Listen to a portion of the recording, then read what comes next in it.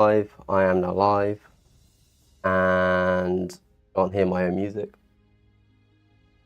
Gotta have that Warcraft music banging, right? Otherwise, oh my god, I'll be alone with just my thoughts. Excellent. Done that. Cool. And it's streaming. There are noise levels doing this, so that probably means you can hear me. Excellente, aliante. Hello everybody, how's it going? Hey, if it's your first time watching a live stream, ever, I guess, in this sort of format, just so you know, the first kind of 10 minutes, I don't say anything, really, because people are still slowly vibing in. You know, you only just get the notification. You get the notification, oh, he's actually gone live on time. 1 minute late, my bad. You know, you got to go, people don't turn up immediately, unfortunately for me. Takes a while for them to look at their phones when they're working, when they're whatever.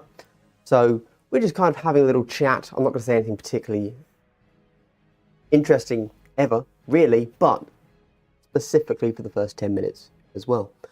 So I'm just going to have a bit of a ramble, have a think, then about 10, 15 minutes in, I'll actually, I don't know, do stuff. But if you are in chat already, please do say hello so I know who's here. Obviously, we've already got Daniel Cook, Trebla. Where are you from? I don't know. And Caveman Dan.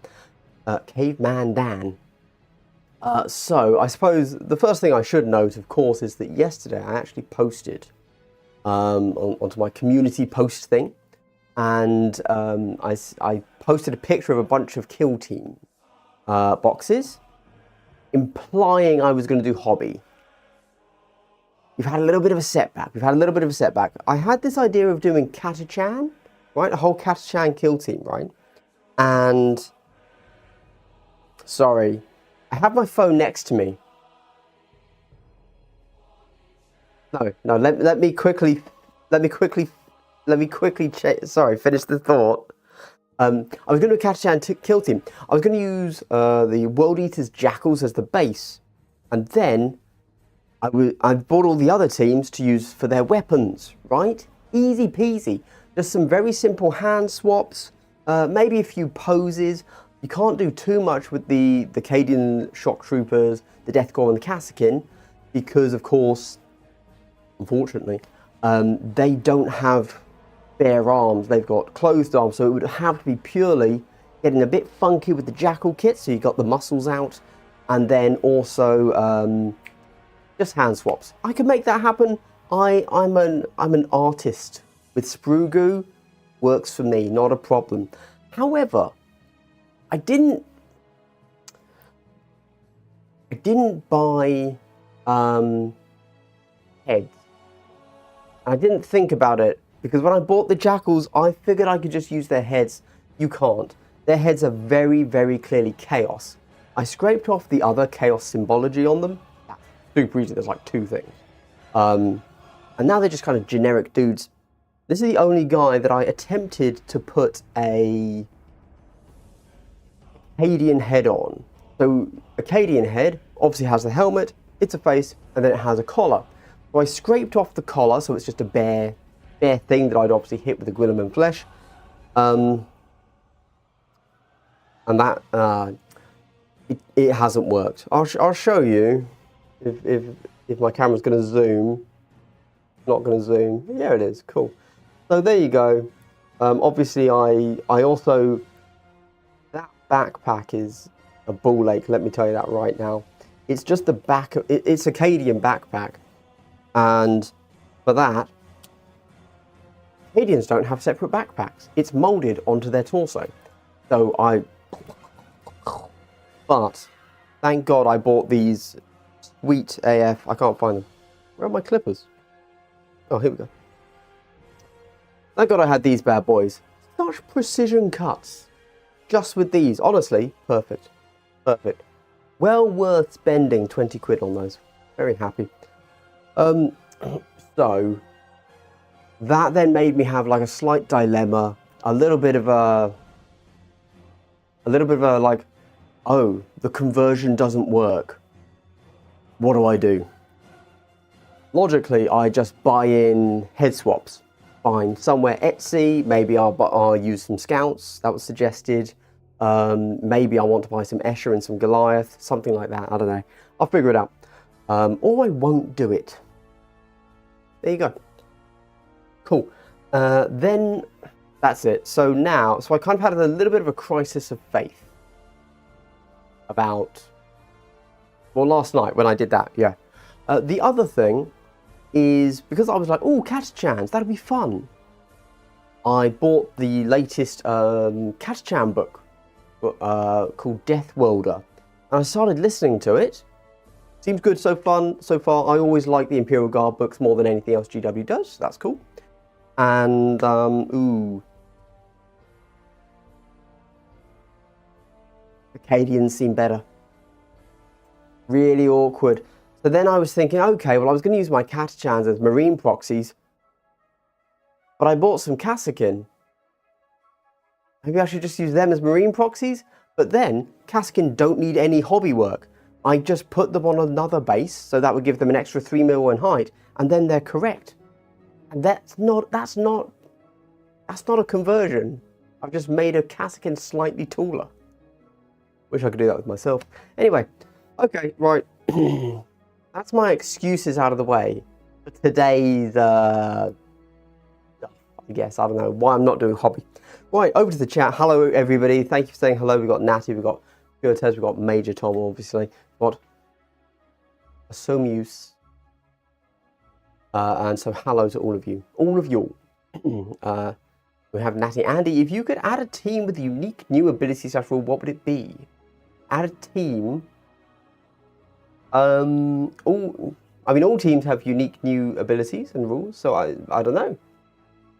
This feels like it's just another what's the next team going to be, and I don't know. I've already told you last week. No change.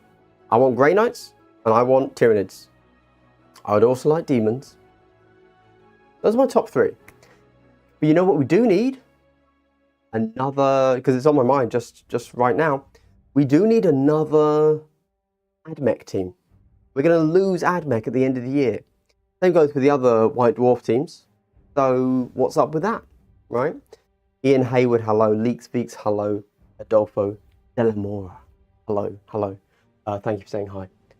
Yeah, AdMech. There was a what was it? Well, I don't think it was ever an actual rumor. I think it was pure speculation, based on what the lore in one of the not Galliford, what's it called? Beta Decima. In the last season, people speculated there could be Dark AdMech coming, which makes total sense because they were getting release in 30k at the time. So it's like, well, okay, maybe. So that's something, you know, that would be kind of a valid replacement, the AdMech team. That'd be cool. It might be a one-off. You start with a kill team, see how that sells, go from there, you know. Would I want a Deathwatch team? Yes, definitely. I suppose a Deathwatch. So obviously, if you want to play Deathwatch right now, you play Phobos. Why do you play Phobos instead of any of the others? Because Phobos, in 40k, Deathwatch have a special rule. It's their faction ability called Special Issue Ammunition. There is also a ploy for us in the Phobos called Special Issue Ammunition, which to me is pretty clear signal that Phobos are the official Deathwatch team. I meant unofficial, obviously. That's like when you say literally, but you mean the opposite of literally. So yeah, I definitely say Phobos there. But would I like a proper Deathwatch team, which is literally just upscaled existing Deathwatch veterans? Yes, that'd be awesome. Give us some actual proper list building for a Marine team. That'd be awesome. I'd love to see. Not that Legionary doesn't have list building. Obviously, you've got so many marks to play with, etc. That is list building. Now I've got a couple of melee teams. I want a shooter team, and I'm between Rattlings or Pathfinders. For me, so I like Tau, but that would be Rattlings. I didn't play very well with Rattlings, but I like the concept of big dudes, little dudes, abhuman team. I don't even think of them as Rattlings. I like big dudes, little dudes. Which do you want more? Oh, also, apparently, it will get changed, but Pathfinders are not very good at the moment. So, rules change. You shouldn't make purchases on rules. But if I'm being cynical, I don't think Pathfinders are going to get buffed to the point they're going to be particularly fun until they leave, you know? Which do you want more? Power Armor or Terminator Armor Grey Knights? Oh. Ooh. So it's a new sculpt, obviously.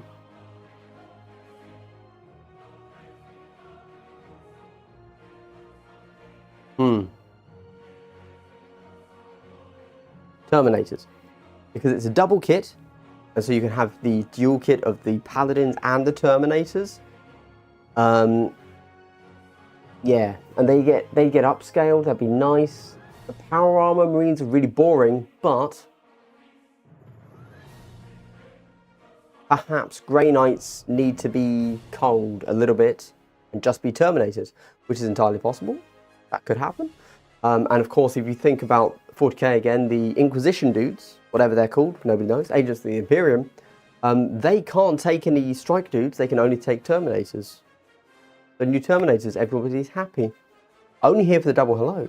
Pretzel, hey everybody, if you're here, a mere 12 minutes in, I would like to give you all a big double hello. Wow, so wholesome. Thank you very much for coming. Wholesome, of course, means no swearing. If I give the double hello, if I give the so wholesome, that means there'll be no swearing in this stream. All right. Of course, also, if you're watching the stream, you've given yourself a double hello. But if you're a supporter of the channel, either on Patreon or you donate here, thank you so much. Your support goes straight to keeping me hydrated. And if I'm honest, in drip. There you go. Yeah. Yes, that's right. It's a white Custodes hoodie. I'm so cool. Here you go. Right. Do we know where the balance data is? No. We've got no clue. We were all so kind of ready. So, total conspiracy theory, I've got no clue. I think it was supposed to come out a few weeks ago. I think it was supposed to come out like the first week of Jan. That would be my total guess. Because we had Christmas and New Year's that kind of messed up the release cycle. But just before that, literally the 2 weeks before, we had 40k. Next week, Sigmar. Third week, Christmas. Fourth week, New Year's. It should have then been Kill Team. Instead, we got 30k, The Old World, and Underworlds. Great. RIP Warcry. Where's that? You know? And Kill Team, obviously. So, who knows? I think almost out of respect for LVO, they shouldn't drop it now. Right? Give us another week. You know, let's not drop it immediately. Be a bit weird, in my opinion. I have to swap to my other thing because my chat has jumped. I apologise. Here we go. Right. Power Armor all day. It is Power Armor all day. I agree. And I say let's embrace it. Whilst we got these sweet Power Armor rules, these elite rules, let's use them. Because they're going to go away not in a few weeks, in 3 months. You know? They're not going away now. So, I got the Kill Team Star set and the options for Angels of Death, Angles of Death, very acute, yes, are quite limited with what it comes with. How would you recommend I expand the Kill Team? So, what you get in that box is kind of, it's one Kill Team and you get to swap the Heavy with the Sniper. The thing is, the customizability of the Angels of Death team doesn't really come from the model swaps. You can, obviously, but you just need like one regular intercessor and like 2 assault intercessors, and that's all you will ever need. The customizability of Angels of Death is very limited because it's a beginner team. It's not meant to be particularly customizable. But it's in your chapter tactics that you choose to take, and therefore how you choose to run them. And do you want to go, you know, which of the big guys? Do you want to go with sergeants or a captain? But yeah, I would struggle to recommend that somebody actually focuses on expanding the Owners of Death team. They don't think of them as a team you're supposed to expand. They don't have much expansion to them. Just enjoy them for what they are. They're a full, complete team with one option where you can swap out the heavy or the sniper. And that's what the team is supposed to be. There you go. I think you've got 95% of the team right there. You don't need to spend, you know, I don't know. I don't think the extra 5% is worth the money that you would spend on it. Unless you're building towards a 40k Space Marine army, in which case, fair enough. Right.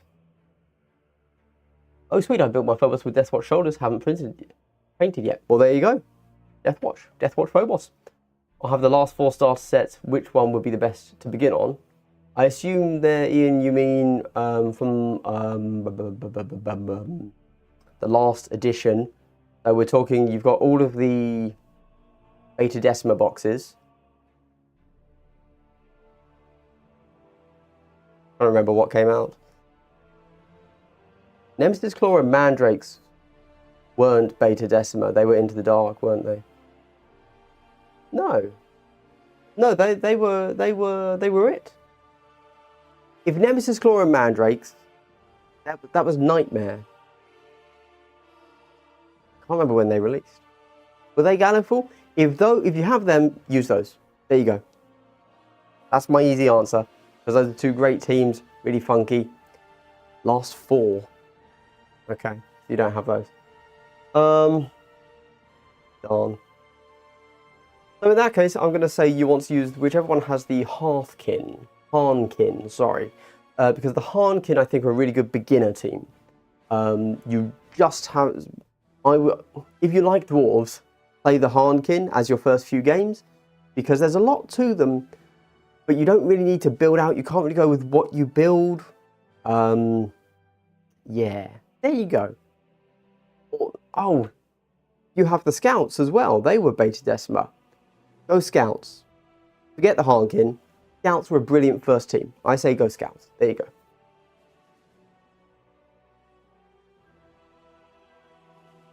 go. I would like a new proper Tzeentch kill team that is a sorcerer, a couple of rubrics, and a bunch of screamers. Yes, I would like a Pokemon team. And Tzeentch is the best option for that, so that you could summon demons. That's Pokemon enough for me. So yes. It won't happen. There you go. And an excellent double hello, thank you. What do you think keeps Hand of the Archon and the Pseudo 3 APL from being as good as the Elite APL 3 teams? The fact that they aren't APL 3? There you go.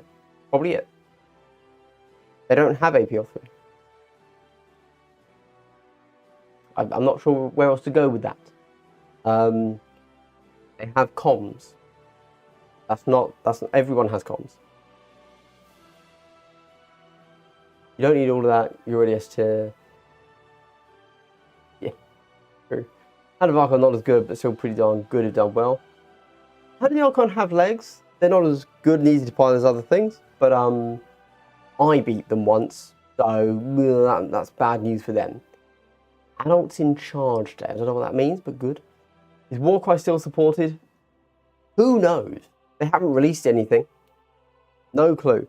I will say, I hope that they continue Warcry. I hope they do a big new release for it, and I hope that people really get attached to it. You know, when you think about GW, everything GW does is bigger than anything else from any other company, pretty much. And the fact that Warcry is considered a failure just goes to show how intensely insane 40k as an IP is. But I genuinely think that Warcry is the best intro that GW has to wargaming. And it should definitely be pushed as that. And it's a really cool thing. And it expands out, not in depth of the game itself, the mechanics are what they are, but it can expand out quite nicely with list building opportunities. And I hope that they bring back another edition of Warcry and they really push it for what it is. Yeah, there you go.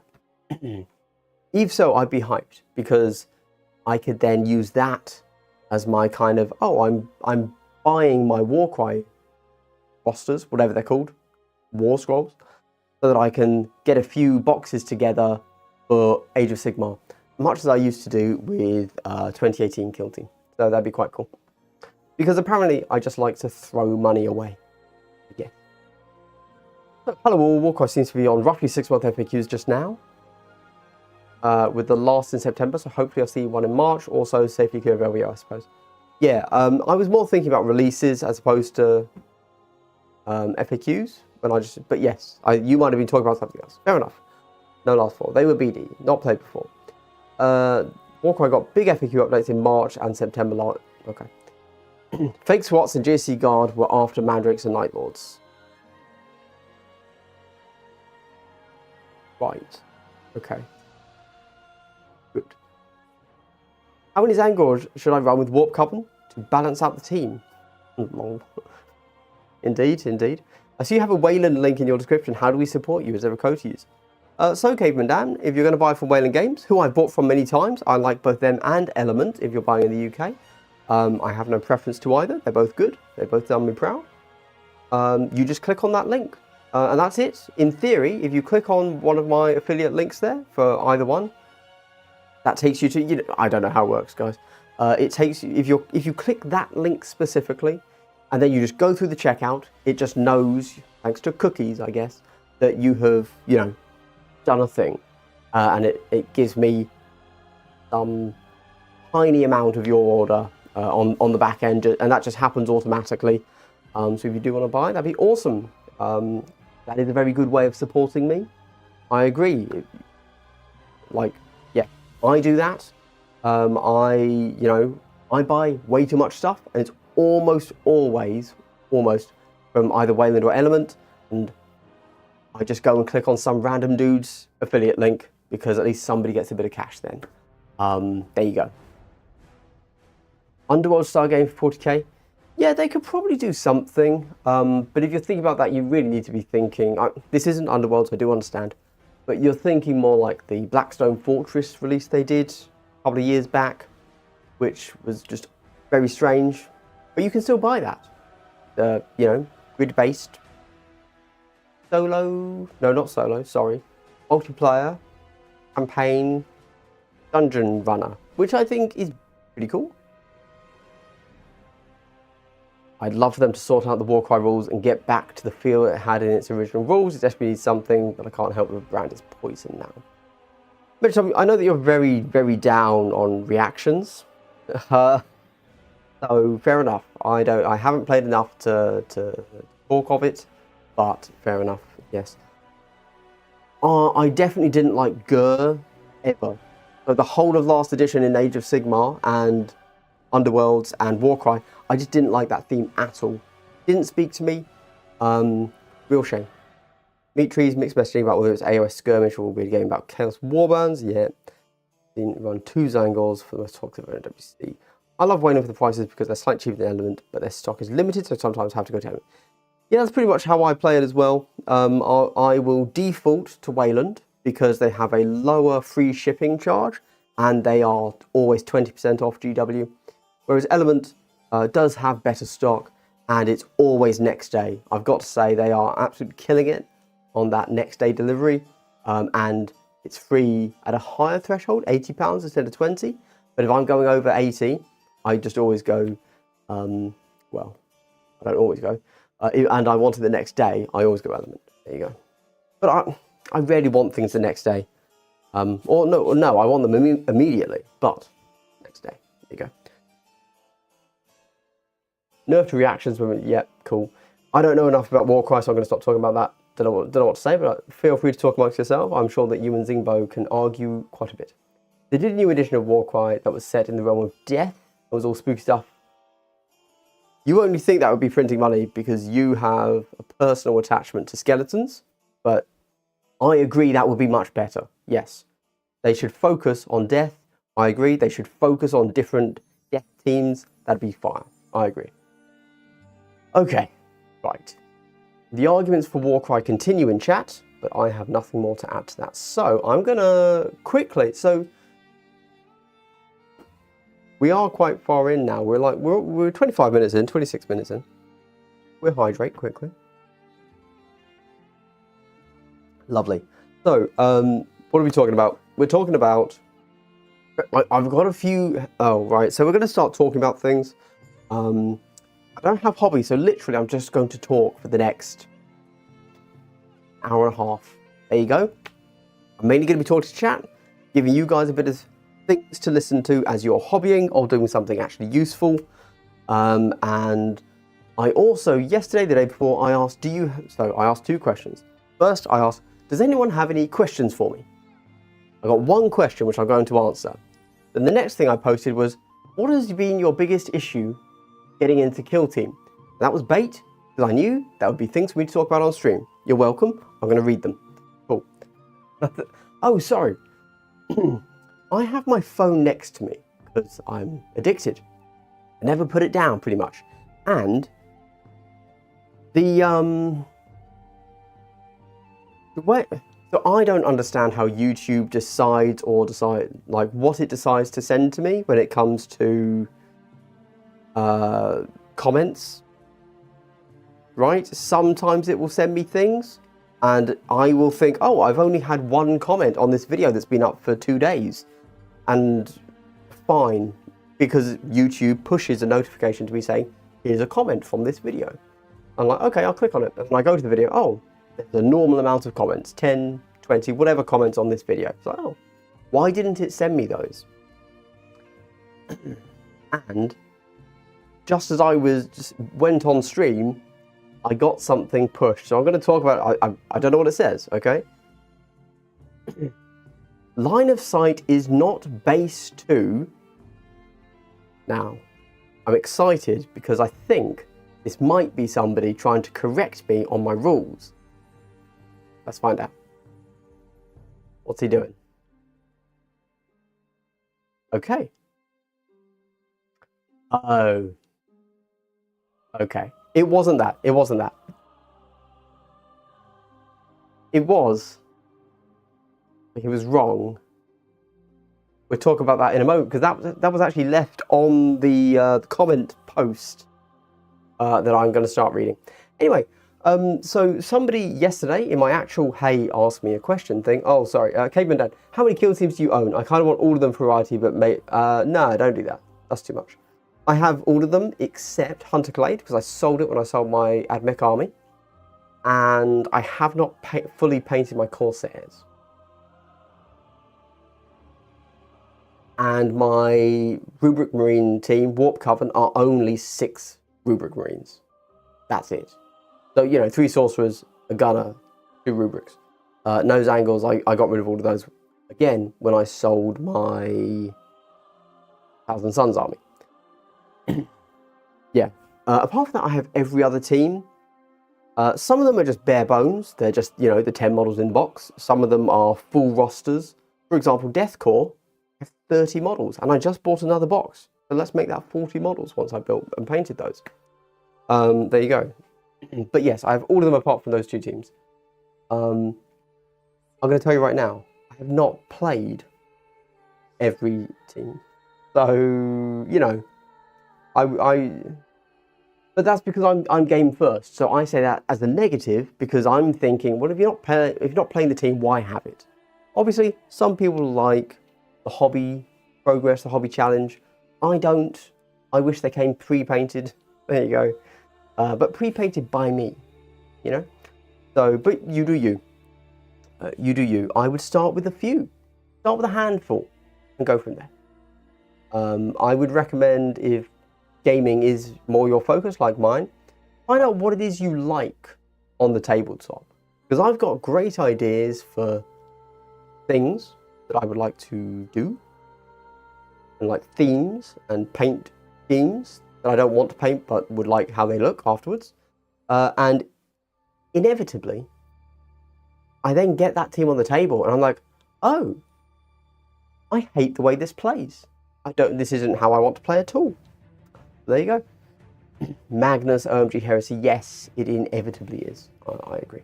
Right, somebody asked me a question. I'm going to answer it for you. They asked me, hey bro, how does the saboteur work? So I'm going to answer it. I think that was literally their question. Let me go and check. Let's see if I can open things up. How do I do this? Here we go, me in the corner. Over here. I'm new to Kill Team, a couple of games in. Could you explain the Phobos Saboteur's plant explosives move, please? It's the heavy dash bit I'm not too sure on. An example of use would be great. Love the content, it's been invaluable, thanks. You then obviously go over to, that's right, Kill Team Battle Kit. Isaac Hunt, hello. Isaac, how's it going? Is somebody going to match your freak? Don't be a freak. I'm just going to say that preemptively. And therefore, yes, everybody can match it because you're at a reasonable level. So the Infiltrator Saboteur, he wants to know how the heavy dash only works. So there's a few things to consider here. Firstly, heavy dash only means that if you have, during your activation specifically, performed a reposition or any sort of move that is not a dash, you then are not eligible to use this. However, that's easy. That's easy. There's lots of heavy weapons in the game. It will either be heavy, which means you can't move at all, heavy dash only, which means you can dash and still use it, or heavy reposition only, which means you can reposition but not dash and still use it. But we do need to read a little bit into, is it Detonate? No, Plant Explosives. So Plant Explosives. This operative is carrying for your explosive marker. It can perform the pickup marker action, blah, blah, blah. Ignore all of that. It then says it can immediately perform a free dash action. Now, what is the chant of the Kill Team player? Does anybody know it off the top of their head? You know it intrinsically if you're a Kill Team player. The chant of a Kill Team player is free of cost, not free of restriction. My brothers. Yes. So what this means is that although you are heavy dash only, what you might be thinking is, awesome, I'm going to dash, drop my marker within my control range, and then I get a free dash away. No, you don't. That's why the Saboteur is actually quite difficult to use. You see, of course, as we all know, we can only ever use each action within our activation once. So the fact that we get it to perform a free dash action, unfortunately, does not mean that we get to dash, drop, dash. And of course, we can't reposition drop, dash because we wouldn't be able to drop it then. Would we? Can we? Maybe you can. I haven't read this rule for so long. Is it possible that planting the explosive doesn't make it heavy? Do I have to read this rule? Oh, I really don't want to. I think I'm going to have to. Because I might be saying the wrong thing here. In my head, because maybe the plant explosives, to just plant it, you don't have to perform the shoot action, and it's the shoot action that's heavy dash only, right?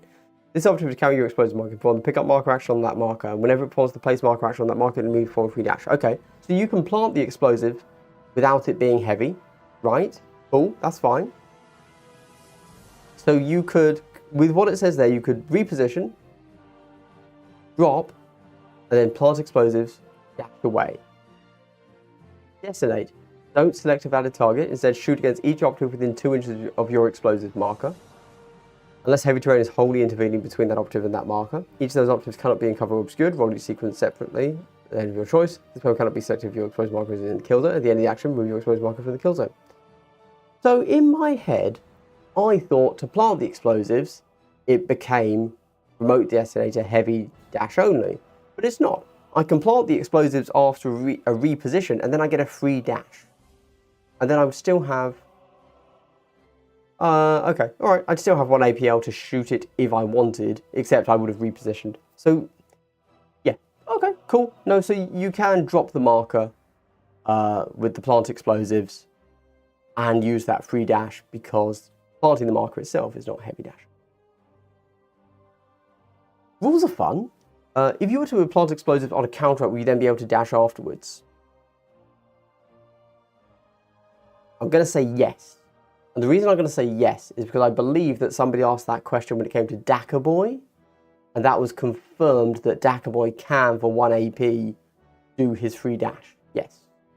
There you go. Because you are not performing the dash, you are performing a compound action. I don't know. Maybe. There you go. Well, so how does the traitor gunners bayonet work? Clearly a fake question. There is no such thing as a traitor gunner. No.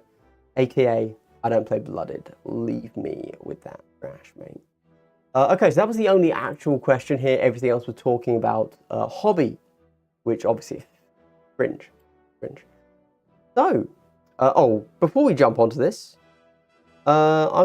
which I need to reload because I've had a few more comments since this. That's right, I'm just going to be going ahead and reading people's comments. This is going to take ages, so once I decide to start this, let's talk about this quickly. So, the Black Library, this is going to be super quick. This is just a total aside. Nobody wants to hear about this. This is the Black Library Open Submission 2025. It's going to be open February the 2nd, February the 20th, something like that. And it's open till the, 22nd of Feb till the 9th of March. Cool. You can enter this if you wish. It's 500 words max. You just pick any 2 characters. And that's it. There you go. It has to be based in Vigilus, Kimura, or Armageddon. Or something in Age of Sigmar. Who cares, lol? I don't know anything about Age of Sigmar. So that would be a challenge. Not really. You can write anything.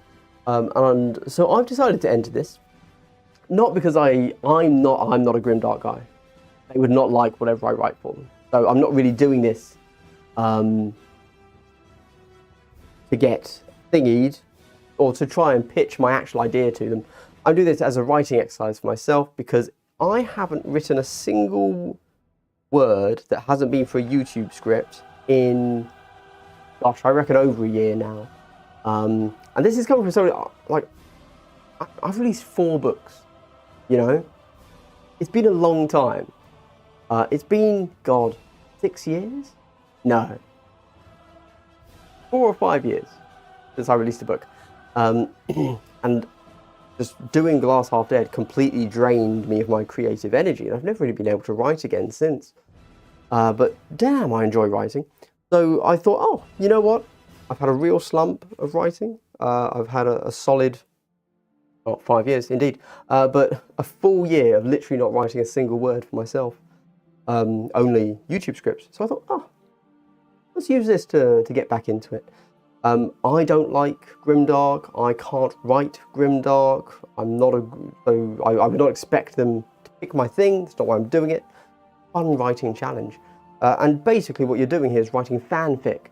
And, you know, fanfic is fun to write because you don't have to do any of the heavy mental lifting of creating anything. You just get to throw crap at the wall and see what sticks. Probably the crap. Cody saying nostalgia whammy. That's right, I'm keeping it, you know, I'm keeping it nostalgic. So here we go. Is anybody else inspired by this and going to enter it? I've had a few ideas. I've written a scene between who was it? Eldrad and Shadow Sun, and I'm in the middle of writing a scene between Eldrad again and Ledith Hesperax. Because the first scene went to 700 words, and I was like, oh, I can't trim that down. Damn. So stop that. However, I think that actually they don't want. If you read through this article, I don't think they actually want that. If you look at a lot of the publications they've had recently, a lot of them are, I think, pretty cool combining of 2 different factions. They don't want a buddy cop movie of Eldrad and Lilith. They want antagonists that you wouldn't normally expect to see, right? They want an orc with an Imperial Guard. They want a Chaos Space Marine with a Tau. They want a Tyranid. Probably don't write Tyranids, actually. All right, Isaac, have a good one. Cheers. So, you know, they want something like that. So although I'm going to finish my current Eldrad Lilith one, I will try something a little bit more there. If anybody has any ideas for interesting character pairings, let me know. Next one, I'll definitely do a Necron with something, because Necrons are quite fun to explore, because they can be anything you want, as most things can. But they can be... We've obviously already had AdMech with Necrons, that's the classic pairing, but there could be fun things to be done there. There you go. And that's something that is fun for me to think about. Cool. Right, with that done, let's go ahead and shall we read stuff here? Let's have a quick look at the faction, the tier list. It's not a tier list, sorry, it's a faction list. Oh, let's make sure you can see it as well. Yes, you can. Cool. So, how did everybody feel about this spread of teams, by the way? It's always so hard to know why people take the teams they take, right? Like, because Kill Team isn't, okay, so, what am I saying? I should probably think about this, but Kill Team isn't a very competitive game. By which I mean that the reason people play it, the reasons that people are choosing to play Kill Team ultimately is not for a high-end competitive reason. Because there's no prize money involved, so we're not talking at that scale. Like even 40k has prize money at some point. There's also nothing to be made in terms of if you turn being good at the game into a channel or some sort of content. You'd again be better off in 40k or Sigma. It's not really what, you know, Kill Team's just not big enough in that regard. But you're not making money at the events. You're not making money with content. So it's ultimately not that high of a competitive game. So why are people taking it? And is it because it's 40k? You know, it is. You're playing it because it's in the 40k IP. That is kind of 90% of everybody's reason. If this wasn't 40k, it would immediately overnight lose 95% of its player base, apart from the absolute diehards, right? And then what would those diehards be playing? Because they're there just for the mechanics, they'd play a bit of everything, but they're also there to win, presumably. And just, when you're trying to figure out why us, because you know what? If people just wanted to win, they would be taking Warp Coven. But that's not, like, there's only 6 Warp Coven. That's not, is that the lowest number for any Marine? Yeah. Warp Coven were the lowest, oh no, Nemesis Claw had, 9, okay. Phobos, 9. Yeah. Yeah. Warp Coven was the lowest number of Marines taken. Why? What does that mean? Very strange, and I really don't know. Very hard to just look at raw numbers and say, this was an OP team. If you're just looking about faction picks, obviously you would look at win rates to actually understand this. I don't care about that. It's not really what these numbers are here to do. I'm interested to try and figure out why did people take the teams they do, because it's quite annoying to have to say, oh, they take it because that's the cool team. Is that just the answer though? Should I stop thinking about other reasons? I guess I would like to know the spread of people that are taking the cool team versus people that are taking the strong team, you know? Obviously there is a mix and match there, right? There's many people that probably, like me, like everybody, I assume, like I'm interested in 40k. I think a lot of I have an interest in every faction, right? 100%. At some point in time, I have bought a start collecting box for every single 40k army. And a lot of Age of Sigmar armies, okay? I have issues, we know.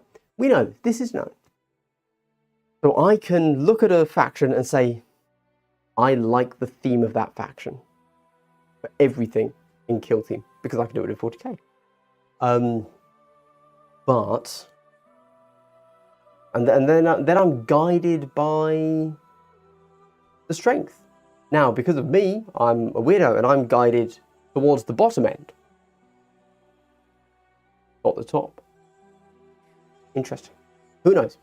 So, sorry, yes, back to the chat. A guard who is racist towards Space Marines would be fun. Yes. Sure, and then you're making a joke on the whole, that's not 40k though.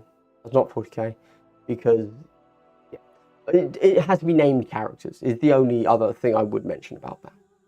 But yeah, finding, a story about, I personally, I'd like a story, let me know if it's out there, where Marines show up and are actually what they should be, which is unknowable warrior beasts that do a thing and like leave, and they're completely unknowable and terrifying, even when they're on your side, and they're completely not the focus.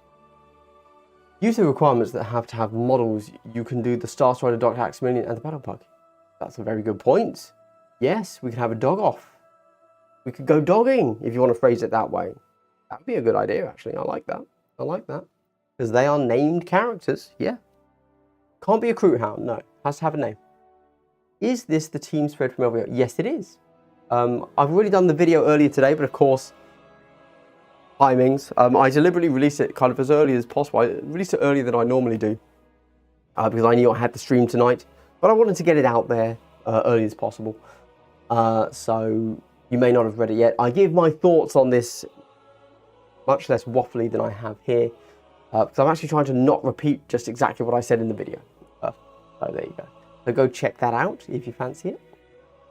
Super surprised, no deathcore, even just someone who... Yes, I totally agree, Spartan.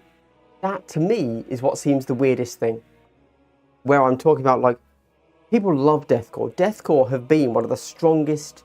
one of the most popular teams throughout the editions. What's Commandos doing? One Commandos. Man. In my head, I can start to kind of rationalize that and say, well, what's happened there is they've been playing those teams for so long that they finally moved on. Sure, maybe. Maybe that's possible, but I'd be really curious to know if that's true, because I was probably saying that all of last edition, because Deathcore and Commandos were still being played right up into the last tournament, because they were both pretty strong, to be honest. Deathcore had definitely started to be creeped out a bit, but Commandos were having a fresh wave of power. Now, this new edition, they've been nerfed hard, and everybody has dropped them like a bad habit. Totally gone. Largest tournament of this edition, obviously, but at least since last LVO, 1 Commando player, 0 Deathcore, unthinkable numbers. So I have to assume that either the players that were playing Deathcore and Commandos were chased off with the edition change, and we've just lost those players completely, or the teams are so bad, the people that were die-hard Deathcorers and Commandoers have said, nah, this ain't for me, and they've moved on. That's pretty bad, to be honest. So,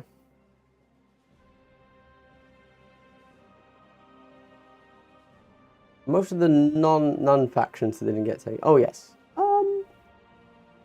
Well, I'm gonna say Navy Breaches. I don't think anybody really liked Navy Breaches. There you go. My hot take. Nobody likes Navy Breaches.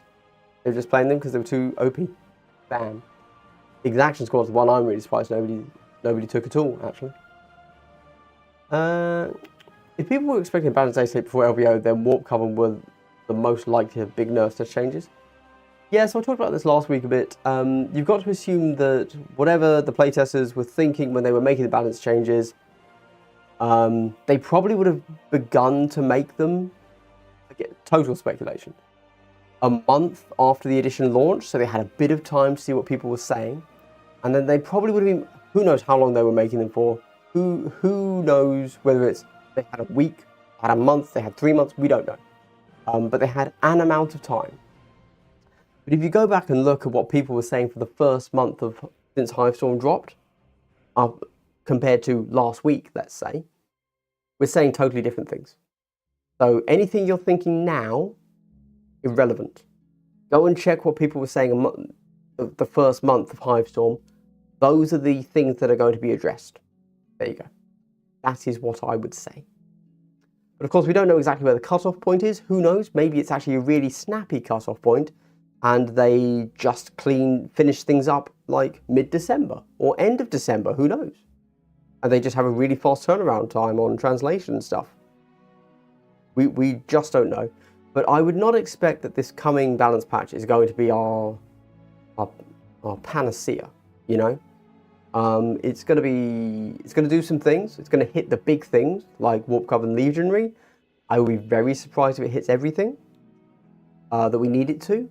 And I think all it's going to do is knock down the current big boys, but we're then going to have other things rise up which will be unchanged and they'll just be very strong because they were held back by the current top tier, but they are themselves still top tier with brilliant damage profiles into every other team except elites. So that would be my rough guess. So I don't think that things are going to be super duper after our first balance patch. 2 balance patches, that's what it's going to take. So 6 months. 6 months from release, so 3 months from now. I actually have 2 friends that were there playing this weekend. That's awesome to hear. Hopefully they did acceptably well for themselves. Hey, I picked up the first Kill Team star set, which means Octarius, right? Or do you mean the first one? Like, which first one? What you talking about, Willis? First time back in the hobby since I was a kid in like 2003, 2005. Looks like there's a shit ton of rules and special abilities. Yeah, he swore, not me. I was simply transcribing it for you. What extra I need? Yes. So I am almost finished writing my what do you need to buy to get into Kill Team. But basically, so if you have a star set, that means you have your dice, your measurement stuff. Again, I don't know which star set. You will also have terrain. You will have 2 teams. You're done. You don't need anything else. You could buy the core book. The reason I say the core book, the play green, oh, this one. Oh, you're fine then. You've got the token sheet. You don't need anything. You're done. Sorted. Yeah, it's genuinely an all-in-one complete box set. You don't need anything else. You can buy whatever else you want, but you don't need it. I think so I would say the only thing you don't get there is the core rules. When you download the Kill Team app, you will get the light rules. You should learn the game on those after playing through the tutorial missions from the starter set. And then you've got the option of either buying the core book, which will also give you another set of tokens because the core book comes with a set of tokens. Or, if you're okay with it, you can use Battle Kit here, which does indeed have game rules. If I'm honest, I wouldn't particularly love to learn the core rules through Battle Kit. These are just here for reference, in my opinion, when you need to find out one specific rule. However, it's free, obviously. That's all down to how you learn games. If you're okay with learning digitally, I'd say do this. I'd say watch some how to plays and read through the Battle Kit. Otherwise, you're gonna have, well, if you're not okay with digital, then yeah, you have to buy the core book, obviously. The light rules are good, but they are a stripped back rule set. But definitely start with those, for sure. I want to like navy breaches. You want to like navy breaches. What is your opinion on each of the Killzone maps? I know most people like Volkus, and I've heard very little about the other two. You don't mean specific maps, you mean the kill zones, right? Yeah. So, right. I don't like Into the Dark. I think it's a real shame, but I think the current system is very bad for Into the Dark. I think it leads to too much. Can't use the word abuse. That's the wrong word. But use of the core mechanics or janky line of sight. Very easy to abuse them in Into the Dark, and I think it creates a really bad, very dull, very boring play experience. Obviously, there are also issues with which, just in my opinion, clearly have not been built into the team design for mission actions, opening doors, and for the guard action, how that works. That can all be buffed out, like patched out. But for now, I think Into the Dark isn't the play experience that Kill Team should be, which is a real shame to say. I've played a few Into the Dark maps now.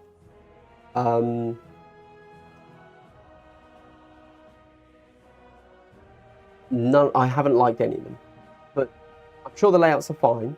I just haven't liked them because of the core interaction of Into the Dark. There you go. So some people love it though, so that's just a personal thing for me. Beta Decima, I have not played in the new edition. I've always given it a hard time, but actually I think it's fine. However, it's relatively limiting and it is, again, quite unbalanced. And if you're thinking about things in a I want to game the system sort of way, some teams are really, really, really unbeatably strong on Beta Decima, whereas they aren't so unbeatably strong on other kill zones. And it's just, again, it depends. As long as none of your locals play those teams, you're fine. It's going to be a totally fine map to play on. Yeah. There you go. I think that's it really. I meme on Beta Decima a lot, but actually I think Beta Decima is fine, and I'd happily play on it myself.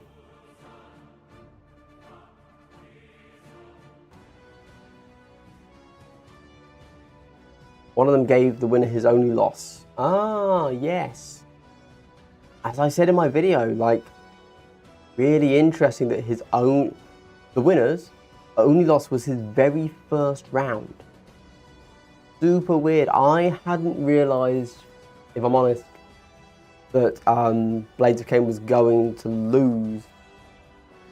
Because at that time when I went to sleep, he was the only undefeated player. Going into Inquisition, and then he beat Inquisition. I was like, oh, so he's won. No. Gotta play one more time. It's like, oh. So he was undefeated until the end, and then he lost. Whereas the guy he beat lost his first round, but was then undefeated. I was like, I didn't realise it could go that way. Yeah. Or Eldar, right?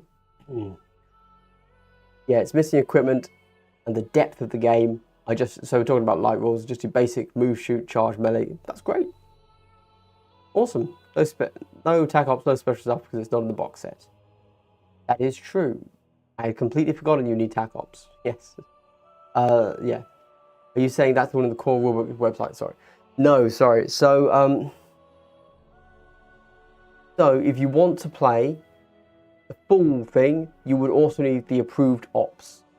Yes. What Faction 1 kill team? That was Warp Coven. Yeah, so you need to buy the approved ops pack. I don't think that's mandatory. I don't think you ever have to move to competitive play to fully enjoy kill team, just to be clear. I don't think that's mandatory. If you want to, feel free. There is more depth there, and I do like the current tac op system for this edition, but not mandatory for anybody. And I don't think you're gaining that much compared to what it is. However, if you want to play with others and their kill team vets, they will be playing the approved ops. And unless you say, hey, I want to learn a game, can you teach me? They will be very confused by having somebody not want to play approved ops. There you go. Yeah. Have you got to take out the kill zones from the previous edition being used? Oh, yeah, we should use them. Why shouldn't we? I know why we shouldn't. Because you said this, I'm sure, in your stream, and I was too busy to type. Yes. I think we should use everything. Why shouldn't we? I don't think we should let GW dictate what kill zones we're playing on. There you go. And I don't really care about data purity. You know? I just don't think that's worth the loss that it takes to the community. I don't think we're, you know, critical mass 40k size where we can say to people, this is the exact terrain you have to play on. Otherwise, we don't value what you do. Right? Because that's literally what you're saying. I think we should be pretty open. And I think tournaments should go back to being just, hey, here's a bunch of random terrain I threw together, which is good to play on, but it shouldn't be Volcus. Volcus creates just as much of a skew as Into the Dark or Beta Decima. Yeah, there you go. But of course, that does mean that, yeah, we need to reteach people how to set up boards instead of just using the approved ops and copying some layouts. But there you go. LVO didn't have a top cut. No, it didn't. It had pods because it didn't have enough. Because they had pod A play all Volcus day one, and then pod B play all Into the Dark day one, and then swapped them for the day two. I don't quite know, but yeah, there's no. Yeah, there was no top cut. The top cut, if you want to phrase it that way, but it wasn't. It was the 8th round, not the 9th round, though. Was Inquisition versus Blazer King, which Blazer King won. No, Volcus is not a direct reaction to anything. The GW team were given the terrain because the design studio had made the terrain. That's it. That's it. If you think it's more than that, you're overthinking it. You're the conspiracy theory. I'm the realist here, just to be clear. Not how GW works. Shorts are jokes, bruv. Agreed, mate. Hell yeah. Agreed. I concur. I haven't done one for a while, actually.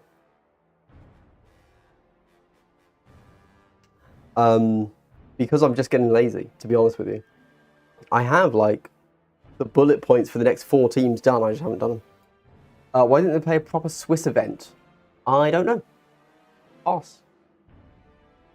Does a Swiss event have to have a top cut to be an official Swiss event? Actually, unless you're in the country of Switzerland, it's you have to call it sparkling tournament instead of Swiss. Anyway, right, moving on. Okay, I'm going to talk about everybody's stuff. There you go. So I asked everybody, what did I ask? Out of curiosity, what had been the #1 biggest issue for you getting into Kill Team? Quite the question. Quite the question. I just thought this would be interesting to read through. There you go. Yeah. Watch, mate. You dressed as a Stormcast? Never. This is a White Custodes. White Custodes. I don't know what they're called. They're not the Solar Watch. That doesn't make sense. They're not the Shadow Keepers. I don't know what the White Custodes are. Yeah. Pass. So there you go. Right. So I just think. So I'm always curious about how people view the game, right? The reason I'm curious is because I view the game in a very specific way, and there are some things that I think are really, really big issues. But you know what? The game is still flying off the shelves. So I'm like, clearly it's not a big issue. Let's see what the very, very small select number of people that will respond to my poll will say, right? Brian, sorry I'm late, Bok1. No. No, you have to check the proper video later, but basically, Warp Coven were first, Warp Coven was second, and I forget who was third, but Blades of Cain, was it Plague Marines? I have it written down. No, I don't. Cool. All right. Well, basically, it was bad. It was bad. Yeah, it was bad. This guy in one of the leagues near me won best Angels of Death. Awesome. Awesome. It's crazy. It's crazy that Angels of Death considered a not good team when you talk to competitive players. Because, man, they're really good. So are Nemesis Claw. But if you talk about them, like, everybody's like, no, they're fine. They're good. They don't need nerfs. Okay. Now, I think GW has to do some changes to counteract, guard, whatever. And AOD, Nemesis Claw, they're going to catch strays. Oh, hot take. Hot take.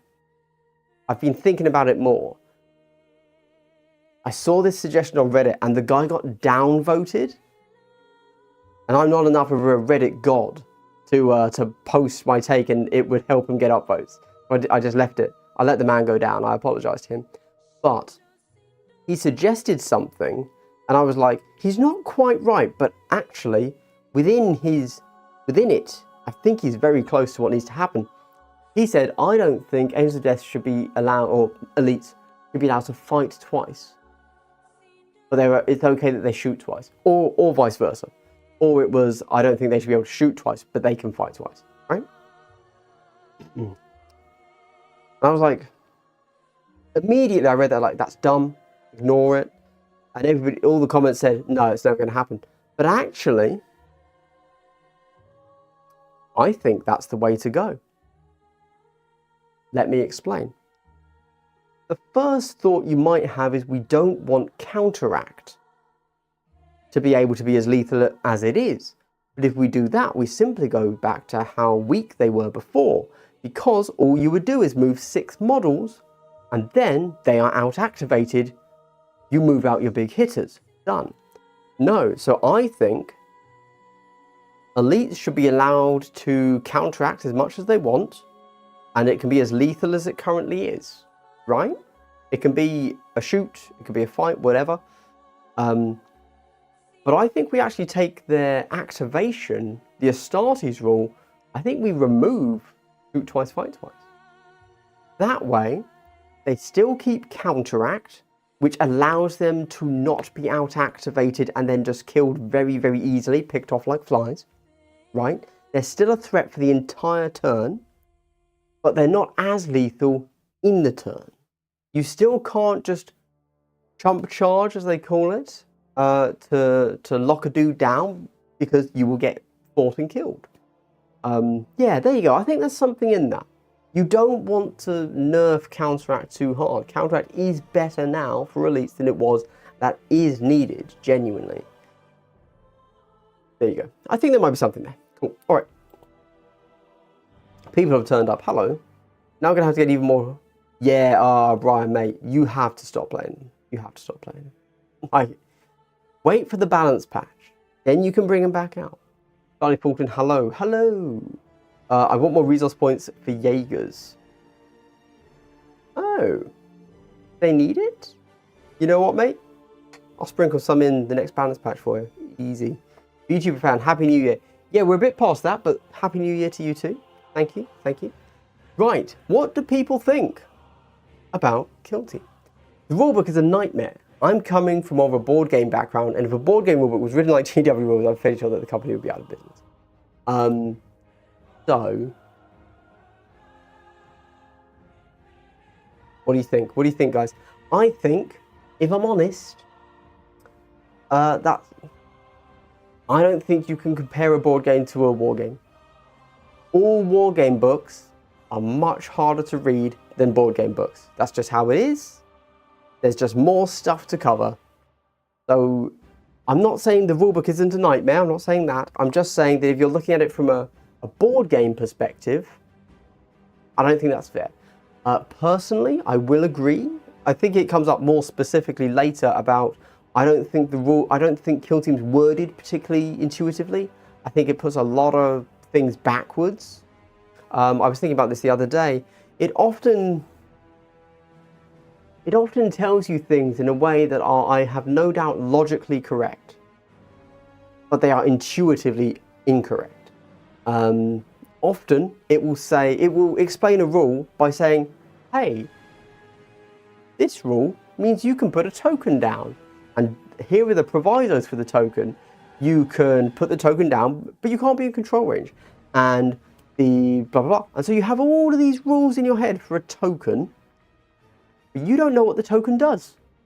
You have to read the next half of the rules to find out why you've learned the first half of the rules, which inevitably means that what you do as a human, not as a machine that's trying to learn an algorithm, but as a human, you don't read the first half, you skip it, you read the second half because you need to know the effect before you learn the why, right? So you do that, and then you say, okay, that's what this ability does, and then you go back up and you read how you can how you can make it work. That's how humans read things. I totally understand why they have written it the way they have. I'm sure there's a solid argument for it to be written that way, but it just means that every rule, you skip it. You skip it and read the second half. And then you say, okay, now I have to read another half a rule. Okay, all right, cool. And then you have to read the whole thing so that you actually understand it fully. Very frustrating. Back from LVO, only played KT 1 month. Great time, you know, casual. Well done, 3 games, Min. Very impressive. Very impressive. I certainly would be scared for my safety to go to LVO or any tournament after only playing for 1 month, but that's awesome.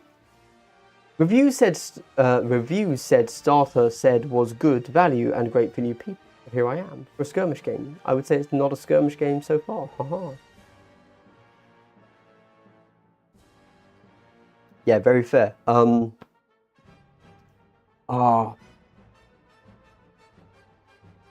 Guys, I play Warcry. I think Jesus, cringe. No, guys, I play Kill Team. I think Kill Team has its space in the market. I think it's very good for some people. It's not my perfect game, but it's good enough, close enough to be the thing that I like to play. If you're looking for just an easy game, don't come to Kill Team. I think Warcry is the starter. You start with Warcry. That gets you into the game. That gets you into how war games work. It does a great job at that. And then once you've learned like how to move a model, how to roll some dice, then you can consider moving on. But man, I don't know how, and like legit, tell me, please. I am just talking here, but like, I'm not just talking into the ether. Hopefully some of you can tell me.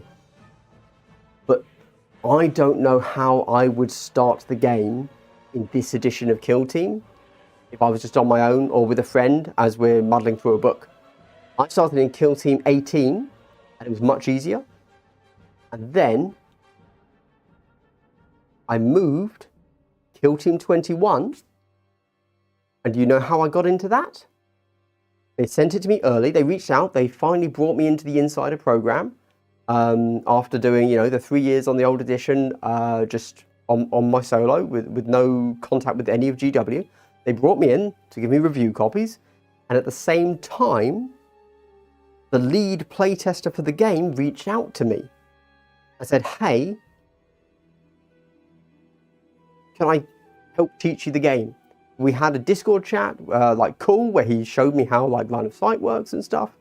That's how I began the game, with the literal lead playtester teaching me, right? Which is obviously a great experience for me and stuff, but we're now friends, which is awesome. We still play Kill Team regularly, but that's how I got into it. And I have no idea how somebody else gets into it without somebody that already knows the game teaching them. I don't know. I think you have to be so motivated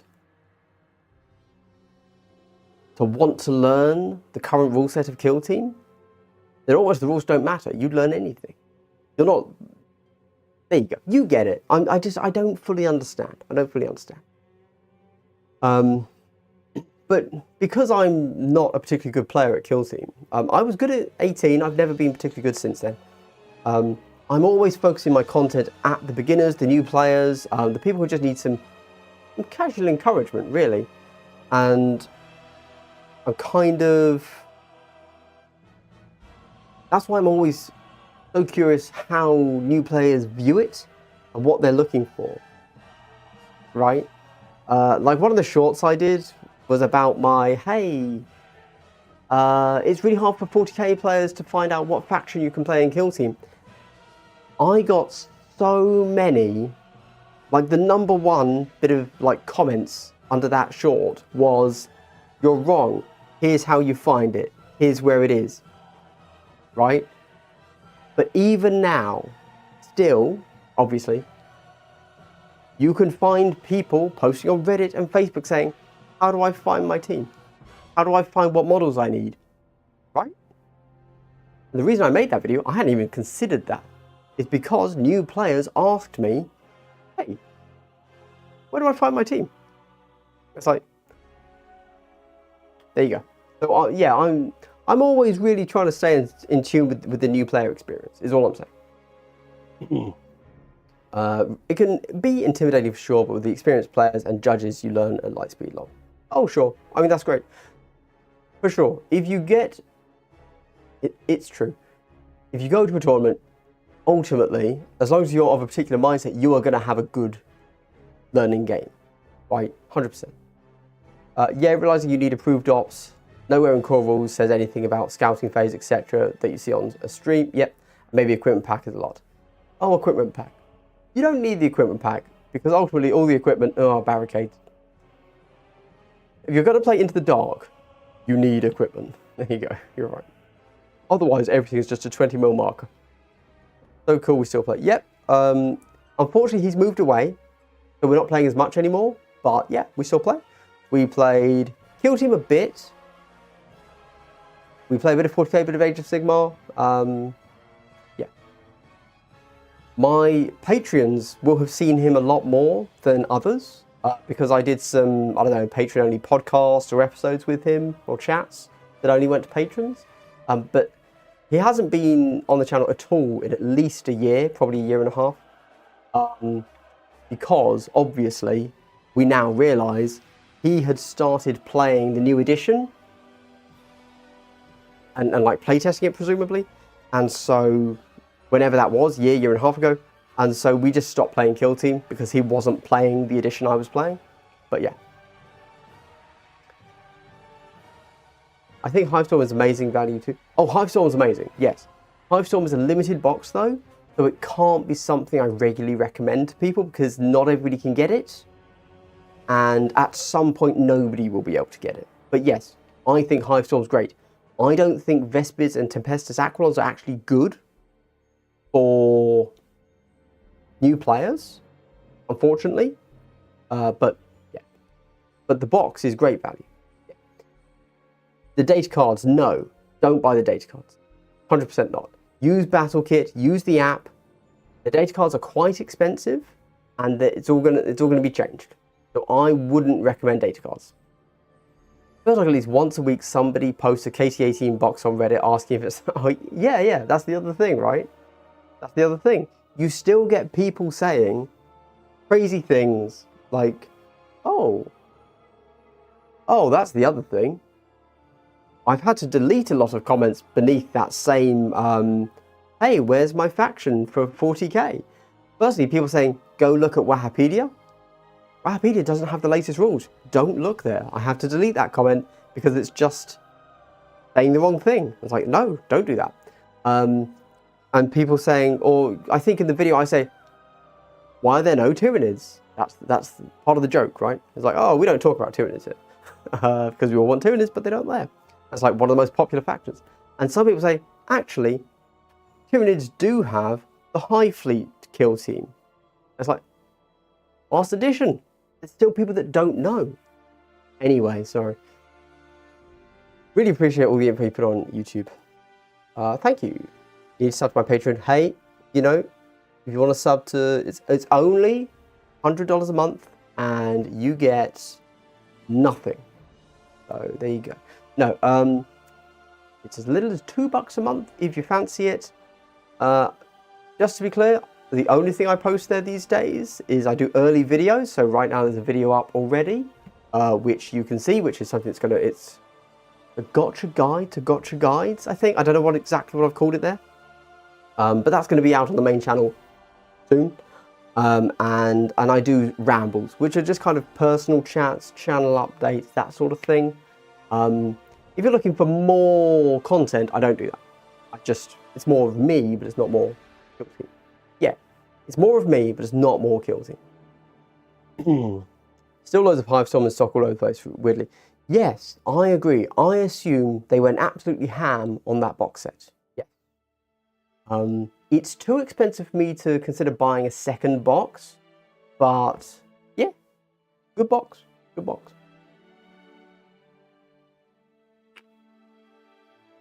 Yeah, I'm playing AOD, Angles of Death as Black Templars. Very nice. Very nice. I got my new Angels of Death theme, aka my third Angels of Death theme, up to a certain point, and I haven't put any paint on them after I've done the bone armor. But they're there. Oh, so talking, just because I was talking about it, and as I say, Instagram pushing notifications of comments to me is a little bit different. Somebody just now left a comment on that video I was just talking about. The comment was just Google. There you go. Which they are correct. Google will have what you can use. That's true. Yeah. Oh, and he's now going through responding to everybody, saying, you see, I understand what he's saying. Yes, the information is out there. Not everybody can find it. Why should you have to fully deep dive into a rule set before you know what models to buy? Wrong way around. Cool. $100 a month. I'm behind on payments. Don't you worry, Brian. You're one of the good ones already. Don't you worry. Don't you worry. You're doing your part. I can tell you that much. I just like the printouts and hate using my phone. Ah, well, if you don't like the phone, then yes, you have to. I don't know what the question is then. Then I guess you have to buy the data cards. Although, I probably just print them out and print it out on normal printer paper and laminate them, to be honest, is what I do. But yeah, I mean, the data cards are nice. Oh, you know what it depends on, sorry. Do you have one team or do you have every team? If you have one team, buy the data cards. If you have every team, print it out. There you go. Okay. Well, that was a nice half-hour diversion from reading the next comment. This is the stuff I love. I love to know why people get into Kill Team. I just recently got into Kill Team a few weeks ago, but the biggest issue I've had with it as a new player is figuring out how to actually collect some of the team. Clearly, my shorts video pointing you towards my actual video was not needed at all. Jesus. People on the internet are idiots. Not this guy, sorry. The people leaving the comments saying, oh, it's so obvious. They just have no concept of the new player experience. It's very frustrating. As someone that makes content for new players. There are a good number of teams that have dedicated Kill Team boxes, but plenty don't. Not plenty, that's a stretch, but some don't. And there are also teams that can't even be played with just that dedicated box, such as Brew Brothers. Yes. The video you released a while ago about what Kill Teams belong to what faction was great and helped with it slightly, but there is very little information out there that helps with actually finding the correct models for many teams, what to buy for each Kill Team video or something. You see, I understand what he's asking, but you just can't do that, because for 32 teams, it's just buy their Kill Team box. And then for 20 of those, buy it again. There you go. And it's only like, what, it's just the White Dwarf teams that need the extras? That's not a video? That would have to be included as part of a video I began scripting, or, well, taking notes for, which was how to build a build guide for every team, where I was going to, so that would kind of be saying, for this team, whatever, Vet Guard, Death Corps, you actually want 4 additional troopers. And you also want, from that second box, want to build 2 extra gunners, something like that. That's actually quite a lot of work, if I'm honest. I don't like work. So yeah, there you go. But that is where I would include that sort of thing, and that, because then I would be able to say just for, so it's a build guide, but it's also telling you what to buy. For me, it was finding a community, even now in solid group, it's hard to juggle work and home life with a hobby. Yes, that is part of being an adult and figuring out life, I guess. That is the struggle. I don't think I can really help with that one. I'm into kill teams since this edition. Excellent, love a new player. I first wanted to start with classic 40k, but I really love the variety of kill teams and the opportunity to build and paint different teams when I want to. Besides, that kill team fits much better in my lifestyle.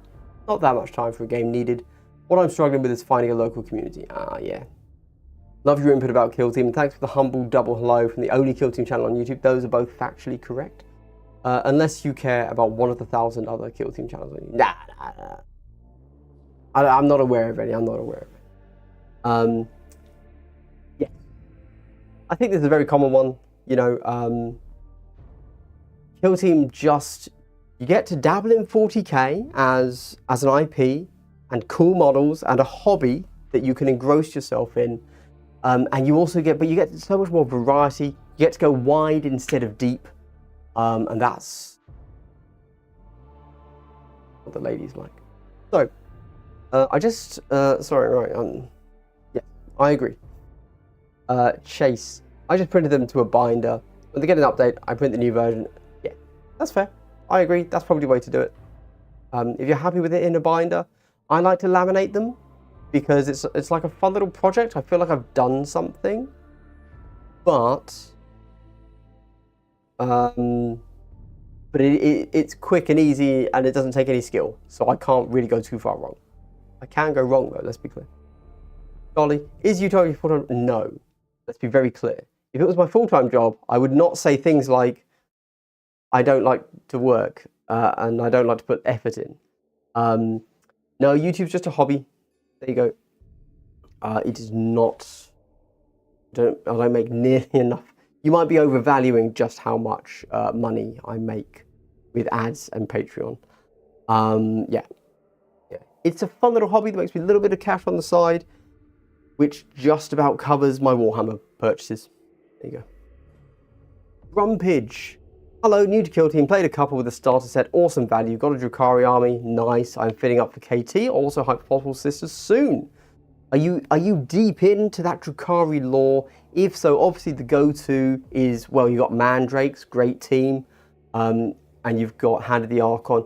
Hand of the Archon, kind of breaking Drukhari lore, because that team makes no sense. I understand what they had to do to make a team, but not how Cabalite squads work. You don't have one random witch cult, one random, what are they called? I can't remember their names. I'm not really Hand of the Archon guy. Mandrakes are awesome though. Really love the Mandrake team. And I think Mandrakes are going to be an absolute terror once Elites take a nerf. Yeah. I've been considering running Mandrakes because, as I've said it before, but I love Mandrakes because when you shoot, the enemy is saving on 1s, 2s. And that means, I had this happen, I played against Hand of the Archon. I was Mandrakes, they were Hand of the Archon. And I shot the enemy. And they rolled all 1s and 2s, which means they crit saved everything, right? Like, I was like, huh, I'm okay with it. It tricks my brain into being okay with their really, really hot rolls because they still rolled low. And I love it. There you go. Yeah. Yeah, love it. Yeah. It's when my opponent rolls 6s, I'm really upset, really aggro, you know, totally on tilt. But if they roll all 1s, even though those 1s mean the same as the 6, I'm loving life. I do have issues. I think last needs a few hundred more patrons before being able to go full time on. Yes. A few hundred more, and not just at the $2 tier. Let me tell you that. I make more money off my $10 tier patrons, even though I have far fewer than my $2 tier patrons. Yes. because one of them is worth 5 of the 2s, obviously. Oh yeah, yeah, not quite there. Just got the Crossfire Games box thing. Totally agree, Mega Brune, 100%. That, it's always so hard for me to shill things. I hate shilling, but because, so when you buy from Crossfire using my thing, what's it called? My code, you get 5% off, and I get 10% of that, right? Or like of the cost that you then pay. So I'm shilling because I make money when you use that code. An affiliate link, right? Much like whatever. But legit, that token caddy, absolute godsend. I don't know how I went through an entire 3 years of just having things in a plastic bag that I dumped out and then picked through. That alone has saved me time when setting up my game. 100%. 100%. Jump in the chat a little bit there. Rumpage, 5 hours, thank you so much. You're too kind. Thanks for your content. Probably second best. Whoa, second best. Second only to myself, my good sir. We all know that's the truth. No, thank you. Thank you for the support. Always appreciated. Right, where was I? Oh dear. Jumped ahead. Big Games Bin. I know you said that's what... I did, it's true. Partial jest, correct. But that seems to be true for KT. More female players, not still... You think? Oh. Genuinely haven't noticed. Yeah. I mean, good. I suppose it makes sense because it's less time involved, and less time is more time for other things. So I think that Kill Team should be more of everyone, to be honest with you, which would therefore include people that are not just straight white men as well, which is awesome. Go on, start with 4, it gets disgusting and hilarious. Sean. What did Sean say? Gone off my chat window, don't know. Have you played much Joint Ops? Played with my son this weekend, it was really fun. I've played a few, yeah. Have I? No, I haven't. Sorry. I played 2. Played 2 Joint Ops. The others I've played solo. And that's not Joint Ops. I thought Joint Ops was fine.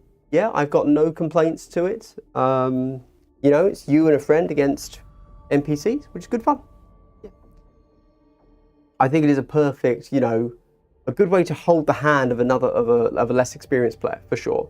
And I think what they could do is get much funkier with it, because we now have the core base for how Joint Ops works. So let's get crazy. Let's start doing fog of war on new boards, and like how to generate models popping in and stuff like that. You know, that's a whole thing they could do. Got the OG Mandrakes. Sadly, they're not compatible with KT because they're on 25mm bases instead of 28s. However, I will say the current Mandrakes are still tiny models, like legit tiny. So I've struggled with that because I wanted to do Tyranid Mandrakes, so a Tyranid team that are Mandrakes, but you can't. There you go. That is another hobby project that has stalled a little bit because I don't know how to do it. I don't think I would do a particularly good job. Something to think about. Something to think about. Maybe I'll give it a go one day. I don't play Kill Team, but really enjoy your style and how knowledgeable you are. From Teeth Sync. Thank you, Teeth Sync. So every now and again I get somebody say, like I did a poll a while ago saying, I don't play Kill Team, I just watch your channel. I was like, but why? If you watch a hobby channel that focuses on 40k but you don't play 40k, I understand. I'm like, yeah, sure, because you like the act of painting, the art of improving yourself, new techniques. I get it. You might not care about 40k or the particular model they're painting, but the core skill is there. But I only talk about Kill Team mechanics. How do you connect with that, you know? I don't know. I'm genuinely curious. Yeah. I've done a poll, and yeah, people are like, I have like 30% of my audience doesn't play Kill Team. What's going on? Why? Ryan, thank you for dropping in while you could. Good luck at work. Grumpage, remember, liking the video costs nothing and can really help. Potentially. I don't know how much, but yes, you can. I'm friends with a Swede, you know. Haha. I know a few Swedes, but not any that I actively talk to. But fair enough. Okay. Give me the first letter of their name and I can guess who it is, because I don't know that many Swedes. Right, we then get on to, for me it was finding a community, even out, oh, yep, already read that. I'm into Kill Team, this edition. Have I read this? Yes.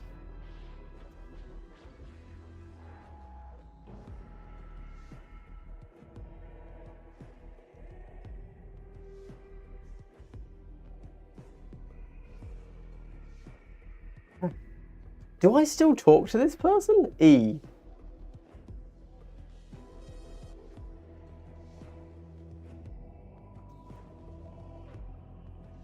I don't know them in person, right? I know them on Discord, right? That has to be the answer. I came for 40k, but it takes so long. Me and bro tried, like KT, and love that you can paint 10 models and play a game in 2 hours. Yeah. So, oh man. I mean, my what's the word? Confession is that I wish I loved 40k. I wish that I loved to play 40k. I love all the cool big models. I love how awesome it looks. But man, I just don't like playing the game. And I always view that as my negative. Because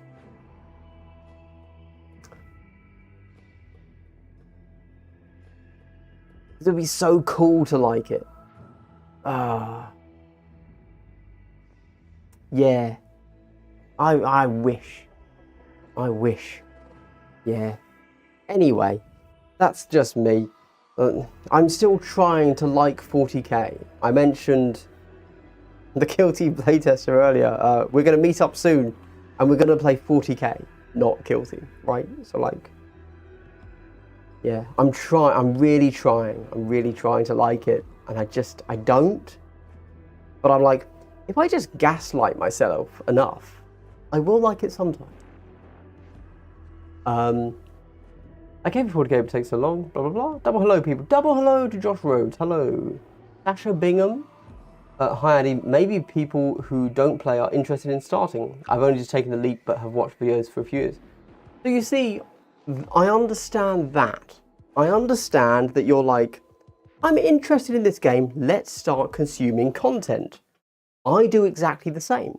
I have watched videos for games I don't play.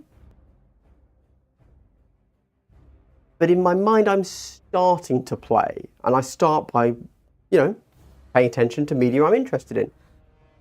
Inevitably, though, I will give it a go. Or I will get to a point and say, actually, that's not for me.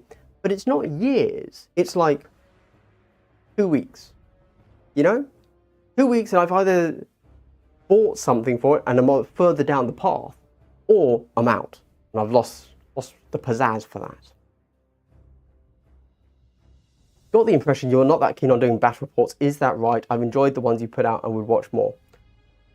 Battle reports. So that's it's a tricky one. Okay.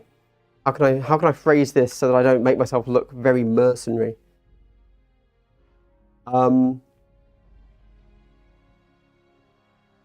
Glass Half Dead is a low effort content channel. I tend to just stand in front of a webcam. Fancy looking webcam today, not always, but today it is. I've got a microphone. Sometimes it's the lapel mic, sometimes it's a USB mic. And I just talk. I don't do much at all that requires prep work that requires visuals. And whether the content is good or not is irrelevant. Hopefully it is good. The gooder the better. But it is, no matter what, low effort content. That's fine. That's a type of channel. That's not a negative by calling it low effort. 6 years of doing this, I don't want Glass Half Dead to be high effort content.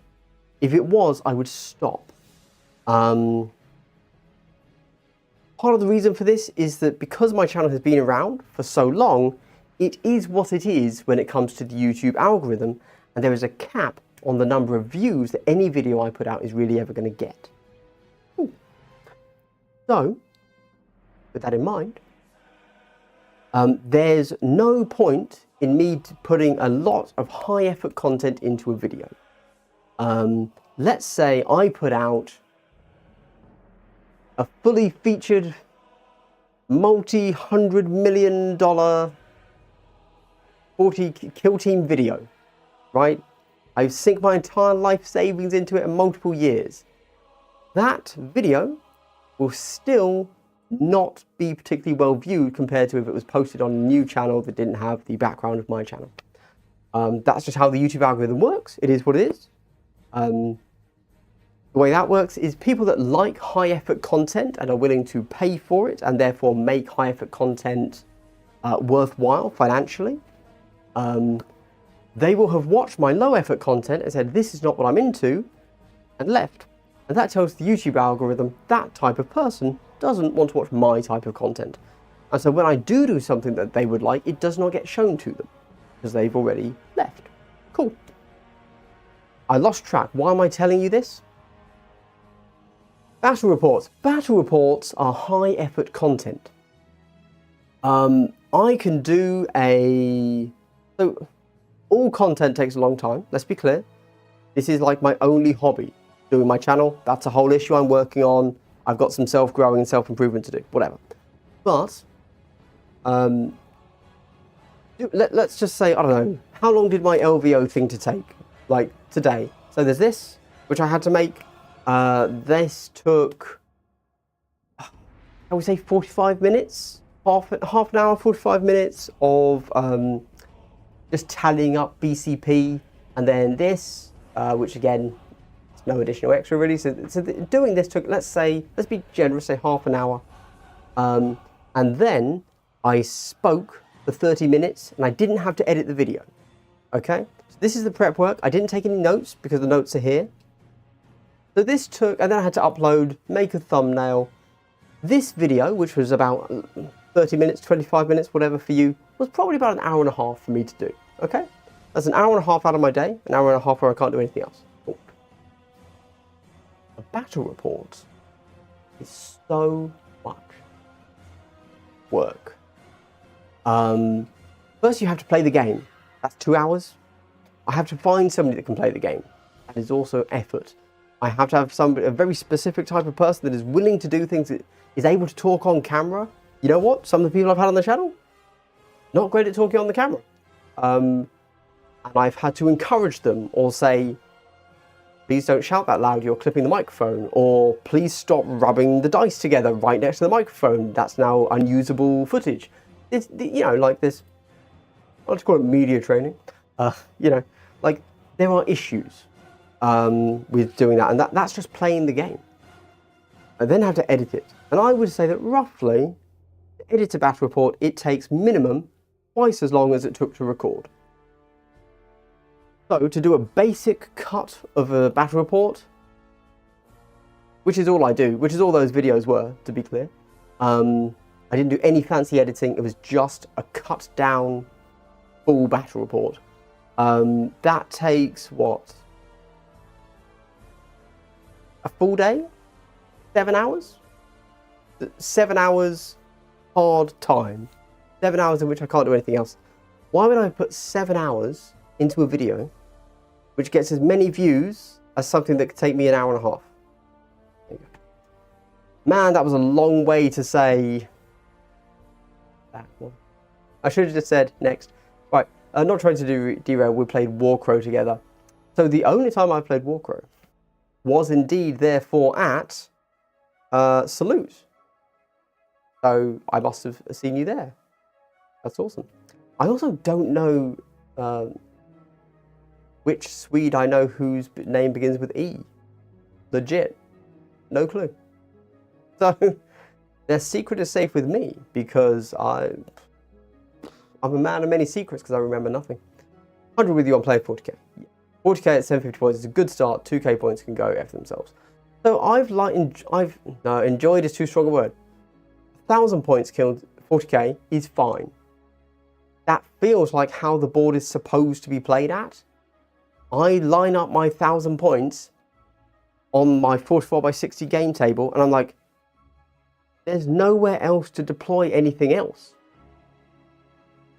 How the hell does 2k work? 1k is enough. Who knows? I'm doing the same with Necromunda. Oh, Necromunda, awesome. Yeah. So I've done the same with Necromunda before as well. I have every team in Necromunda. Not painted, unfortunately. Oh, I should get those painted. Anyway, I've done the same with every team in Necromunda at some point. Like, I've been like, oh yeah, I'm going to play it this time. Yeah, let's do it. And I go ahead and I've played it once. I've played it once in all this time. But yeah, Necromunda. Yeah. Necromunda's cool. I don't think the rule set's that bad. As long as you're playing with people that are playing the way you want to play as well. There you go. Quick jump. Ian Hayward, £5. Thank you so much. That's very generous of you. Thank you. Your first super like on a live stream. I'm honoured. You're too kind. You're too kind. That will go straight towards my Diet Coke no caffeine fund.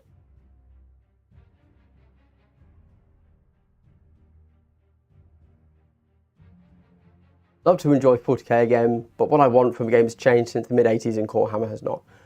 I think Warhammer has changed quite a lot, perhaps.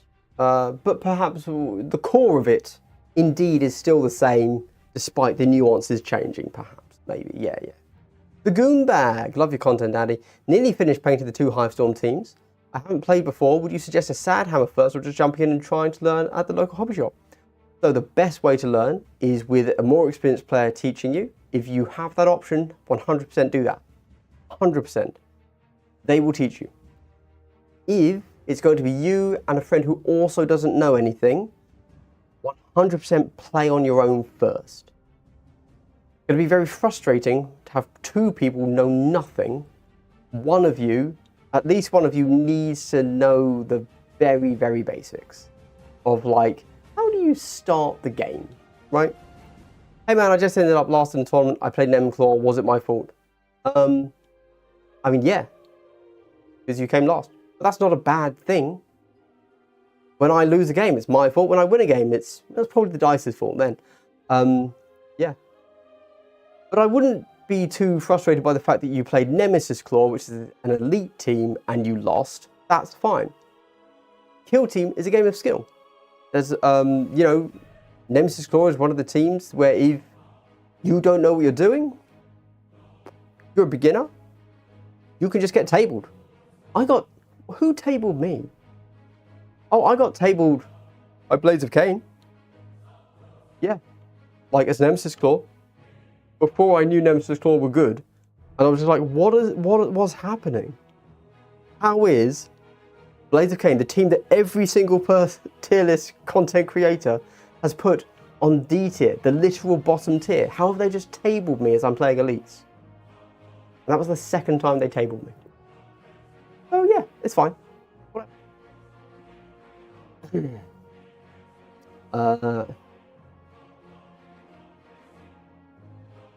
Tips for making a game faster. Yeah, just get tabled. Exactly. Fast game, fast life. There is a severe lack of KT bat reps on YT. I think I've watched everyone since the new edition. Yeah, it's because it's just not very rewarding, unfortunately. And there's also no what's the way to phrase it? I was talking about this earlier. I don't know if you were here at that time. I think you were. Where I was talking about, I guess, potential, right? So there's a reason to play 40k competitively or to make content of a certain type for 40k, because it has the potential, even if you never get there, to to be financially successful for you. I don't think anything else really does. Don't get me wrong, I'm sure the Mountainside Tabletop guys are raking it in as a second job. But even them, even with all of their Patreon supporters and all their ad revenue, struggle. Well, they're definitely not hitting minimum wage for 2 guys. Maybe they're hitting minimum wage for 1 guy because of their Patreon, perhaps. But I struggle to imagine that they're getting much beyond that, which is obviously a great amount of money to make as a second job. But you have to wonder, okay, well, that's literally all his free time gone, I'm sure. I'm sure he does very little else than just edit bat reps and play. So, awesome that they're doing it. But like, oh my gosh. Yeah. Which is why I never really get salty that Mountainside Tabletop gets more views than me on anything they do. Because they grew their channel the hard way. From nothing, you know. They just said, hey, I want to do Warcry and Kill Team battle reports, and that's it. And so yeah, awesome that they got the success they did. There are other channels, like for example GFN Gaming, who was around before Mountainside Tabletop, who does very similar battle reports. You know, they're not so far apart that their disparity in view is worthwhile, in my opinion. So I feel for Russ from GFN Gaming there, like, their battle, don't get me wrong, Mountainside Tabletop bat reps are a bit better, but they're not that much better. So, ooh, man, if I was Russ, I'd be salty AF. Luckily, I'm not. So let's move on from that. Yeah. But yes, Mountainside Tabletop, very cool. With basic knowledge, I would say a 30-minute video on a battle report takes 6 hours min to make. Yeah, probably about that. Yeah, 30-minute video on a battle report takes 6 hours. Yeah, that's about right. If you assume that, sure. You know, I would put it a smidge higher than 6 hours. But yes. What was the other thing? So I have wanted to do Mountainside Tabletop style bat reps because I quite like them. I think I would do them a touch differently to them. But the thing I struggle with is I've done that style of battle report before in Kill Team 2018, where it's just models and close-ups of models, and it's a really slow process because every time you move a model, you need to reposition the camera. And there's no flow to the game. Like, quite genuinely, those games I recorded in Kill Team 18, when I knew how to play the game and was good at the game, were the most faked battle reports because there was no flow. Like, there was just nothing. It was just me like, okay, I need to move here. Right. Move the camera. Shot of me moving it. Move the camera so I can see the dice tray. Shot of roll. Yeah, really faked bat reps. And so I wouldn't want to do that now, but that's the only way to do it. So, and then I would not really want to force that frankly terrible experience, and it's going to be a longer than 2-hour game, let's be clear, because of that slowdown. I don't want to force that upon somebody else, and that means I do it solo, which is fine, but that means no banter. If there's no banter, I think that is what makes Mountainside Tabletop bat reps. If there was no banter there, I don't think they'd be doing as well as they are. But man, you've got to have a really, what's the word? Trusting, I don't know, patient, understanding partner to do that with. Let me tell you. That was exactly what you were getting at. Yeah, very fair. Tips to make your game get tabled. If you did a Necromunda channel, I would just have a watch stuff. I don't know anything about Necromunda, and I don't think I would get on well with the Necromunda crowd, unfortunately, because I don't care about the jank. In fact, I think the jank shouldn't be in the game, and in fact, my #1 thing for Necromunda is that I want them to release a kind of like Necromunda. I can't remember where I said this. I think I said this in a Patreon video. I want them to release a Necromunda pit fighter. And all that means is beginner Necromunda. So strip out all of the obviously broken stuff that you can do in Necromunda and give us Pit Fighter, whatever, you know, something. Necromunda, the Pit, right? And that can be a strip down. You can still build your list. You can still take Juves, Gangers, Leaders, Spirers, whatever. Some hangers on, why not? But your actual list building is just really what you can buy in each box. Nothing else. Don't give me any other weird stuff. And it should be like, and make it balanced. And then, hey, you want to go off and play the full campaign with all the crazy, you do that. Hell yeah, go for it. But for those that are a touch intimidated by the fact, I'm not intimidated by the number of options, let's be clear. I'm intimidated by how stomped I can be because of how crazy some of the combos are. And because I don't really care about finding those combos, I don't really care about the game enough to go and netlist stuff. Just give me a safe box to build. I know that roughly whatever I build from there, I'm not going to get stomped. How that isn't a format, I do not know. They're insane.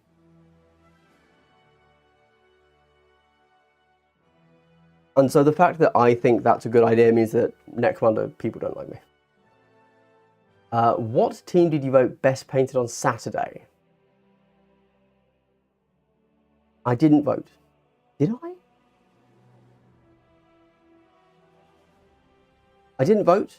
There you go. I am not very good at hobby. So if there's an option to not vote in hobby, I won't vote. There you go. Because you know what my vote is? The brightest coloured team. I like bright colours. There you go. Simple. That's always my answer. I find Katie very dull to watch and not play. Outside are the only Katie raps I enjoy. Totally agree with you, Leaks Feeks. I have tried to watch uncut bat reps. Man, it's a struggle. It's a struggle. I watched some of the LVO streams lately, but boy, I don't know, only because there was chat and commentary. That's the only thing that made it bearable. The gameplay, still really dull. Because it is, of course it is. It's wargaming, right? Yeah. I will say, one of the things I like about Mouseside Tabletop's close-up of their models is that sometimes I just like to see a nice paint job on the table and just the models. I don't care about everything else. I don't care that it's people playing. Engross me in the story, bro. You know? I think you did it. Would you ever consider playing A Song of Ice and Fire? You're wrong. I would not be very good at it. I played it 4 times.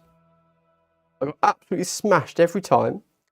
And the only thing I came away from was hating the Lannisters because I would charge them and somehow they would come away having like removed my entire squad and they have healed back to full. And I got really annoyed. So, A Song of Ice and Fire isn't quite for me, unfortunately, which is a real shame. I bought into it heavily. I bought Lannisters, Baratheon, Martells, Freeman, whatever they're called, Wildfolk, and Daenerys Dragonborn Lady. All that stuff, whatever that's called.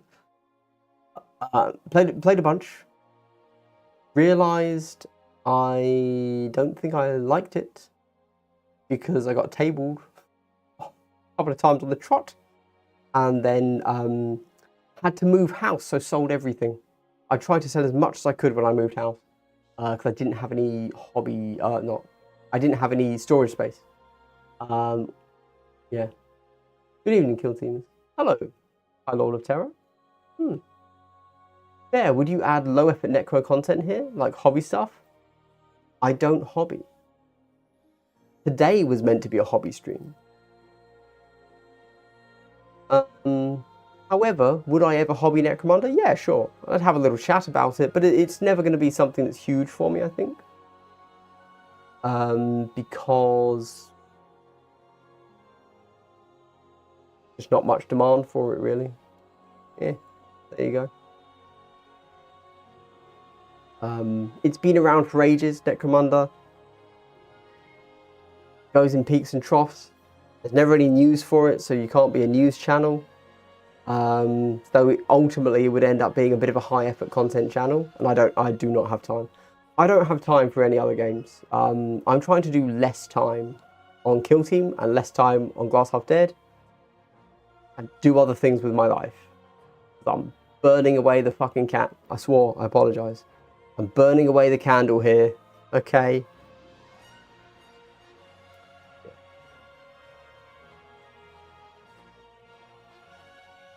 I feel like with battle reports there was a weird spectrum between let's play a game and I'll roll the camera and sort something out in the edit, and okay, I need a co-star to help me craft content. Yes, indeed. Which is why I was so hyped for my idea of doing the thing that you did, Tabletop Impulse, where you just PowerPoint presentation it.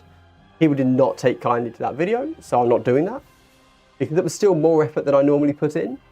But yeah, comments were very negative. I don't get the GW community's fascination with bat reps over stream top table games like we used to get at the height of X-Wing. Because stream games are really boring to watch.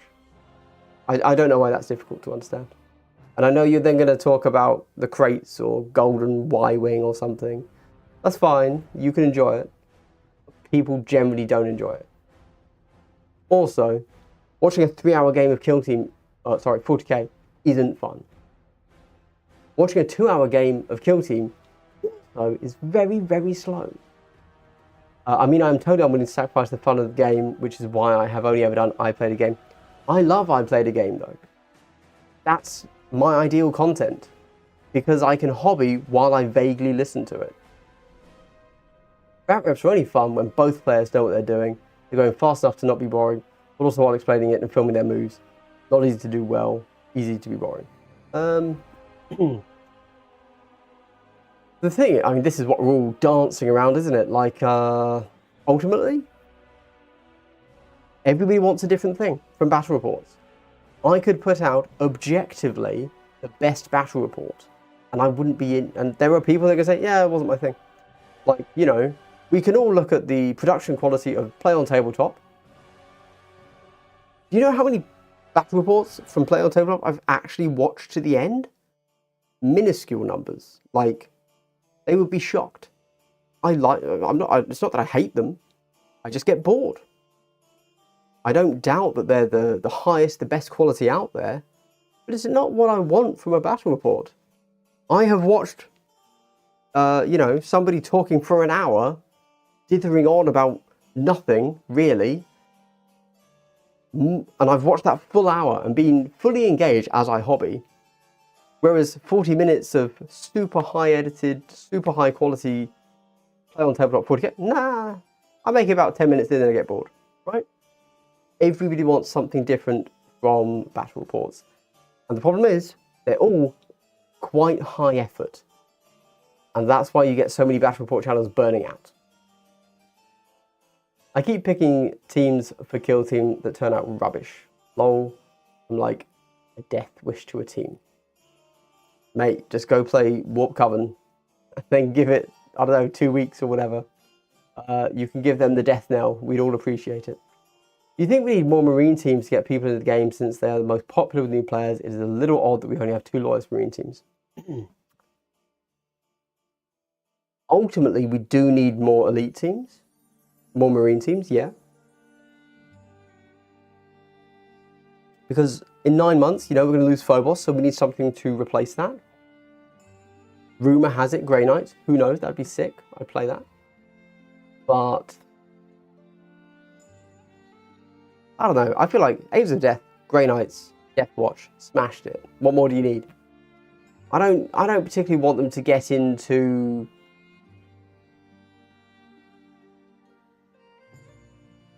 I don't know. What else do you do? A Marine's a Marine. A Loyalist Marine is a Loyalist Marine. I don't know where else you go from there.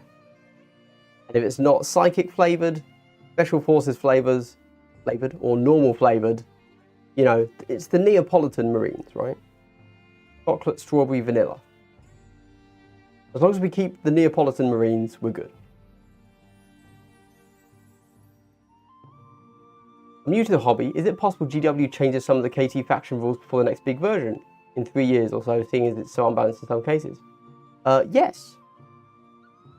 In fact, we would expect that soon. You know, we always say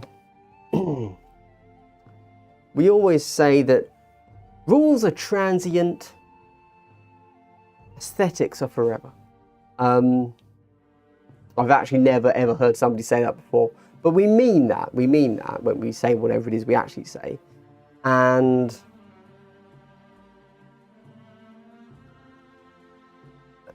really hard to say that right now. Gotta be honest. But if you buy a team right now, a Marine team, whatever, and you build it how you want, you're probably going to be okay. They're not going to change what you need to buy for the team. That's what I'm trying to say. In Kill Team, you buy the team and you're in. For example, they're not going to say, whenever they get around to buffing Pathfinders or Navy Breachers or whatever, or Kroot, they're not going to give you +1 operative, which means you have to go and buy a second box. That's not how they balance Kill Team. Your one purchase will still be enough. Yes, I'm aware there are some teams like Death Corps where you do need to buy more to play them optimally, etc, etc. But they're never going to buff a team so that they are mandatorily needing to buy 2 boxes. Apart from critical agents who are on a real team and need to be removed from the game. Okay? So you can buy your team, your box, knowing it's always going to be legal. However, the rules will be changed. But it will more be rules like that ability you have that's really strong now costs you 2 AP instead of 1 AP. It's going to be things like that. Okay? That's a shame. It's a great game. Yes, Warcrow. So I have the North in the Winds starter box, which I built and then did not paint. And I bought this funky dice for it. So yeah, there you go. When I got it, I was really excited to play. But then, it hit me just when the Age of Sigmar Scaventide box hit me. That's where it went wrong. Yeah, that's why I never got into it. It's a shame because I like a lot of the sculpts for it. I like the factions, but Age of Sigmar hit. There you go. Oops. And then, am I going to learn a game that literally I can't play because nobody else plays it near me? Or am I going to learn Age of Sigmar where at least I can probably get a game in? Maybe. It's still not that popular near me though, weirdly. You know? And I'm a gamer, so it has to be that one. You want a compendium for this edition, and what teams? No, I don't want a compendium. There you go. Now, with that said, I think a compendium is a great thing for the game, and I do want a compendium. I think the Kill Team should always have those more basic teams. I think the removal of compendium was a terrible decision. However, if you want Kill Team as a system to exist, you have to buy Kill Team products, which means you have to buy the Kill Team box sets. If they release a compendium as just 40k models, you're not going to get Kill Team continuing in 3 years, in 6 years. So, as crazy as it might sound, Kill Team as a game system does not want 40k players. We want Kill Team players, which means you have to buy Kill Team product. 40k players said, oh, look at this other rule system that plays faster than my main game. Oh, I've got some models, okay, I'll play. And you buy 1 book, and that's your 3 years done. Which is great, more players the better. And yes, some of them may convert, but I knew a lot of players over there that just said, I don't care. I just want to play 10 Necron Immortals, and that's it. That's my Kill Team. I was like, oh, okay. So, frustrating as it is, because I think that those simpler teams are really, really good for the game, I understand that they will never do it.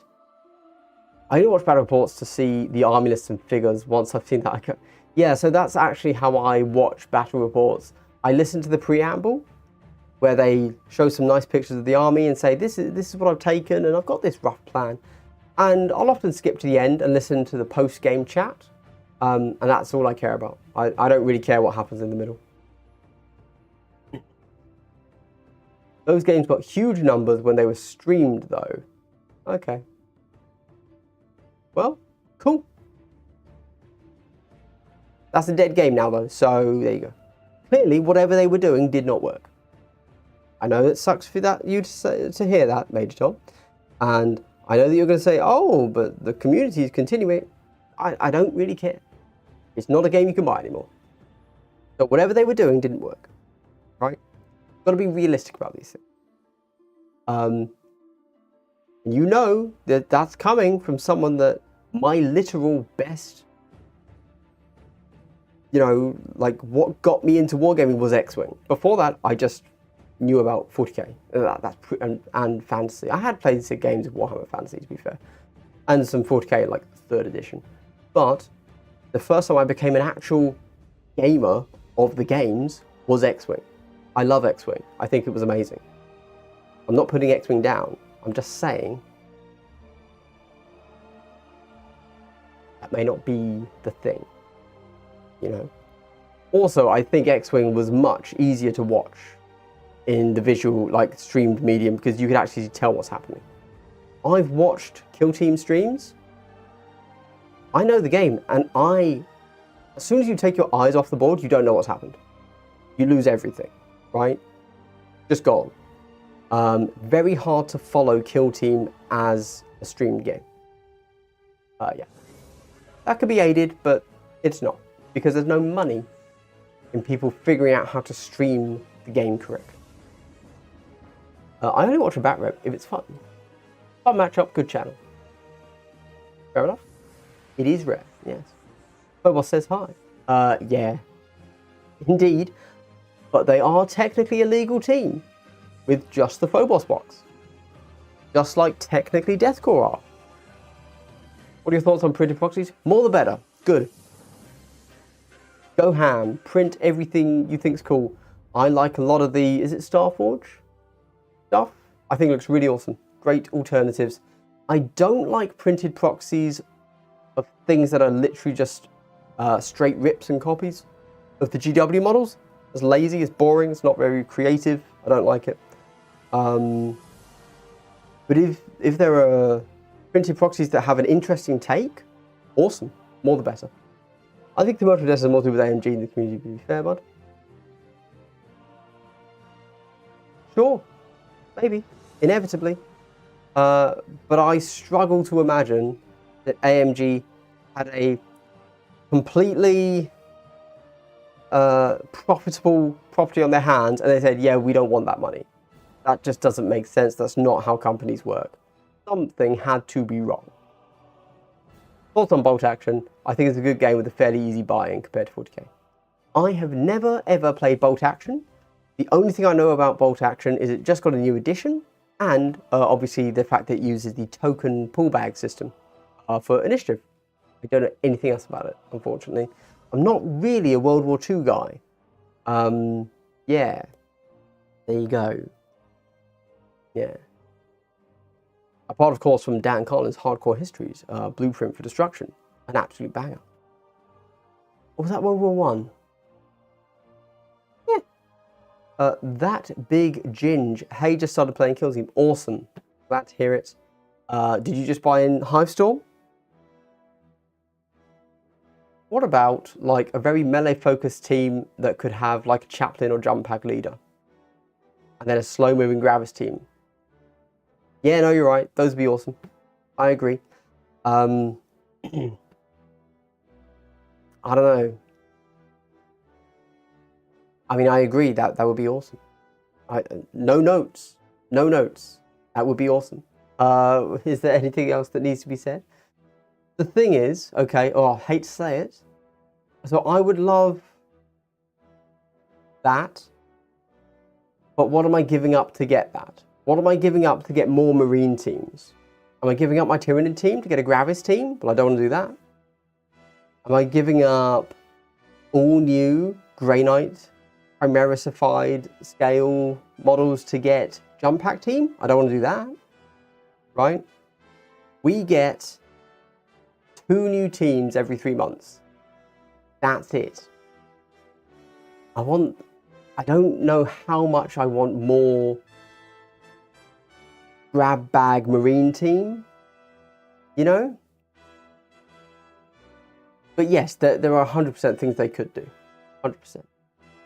You know who I think are some of the coolest models out there? You know it's these guys right here.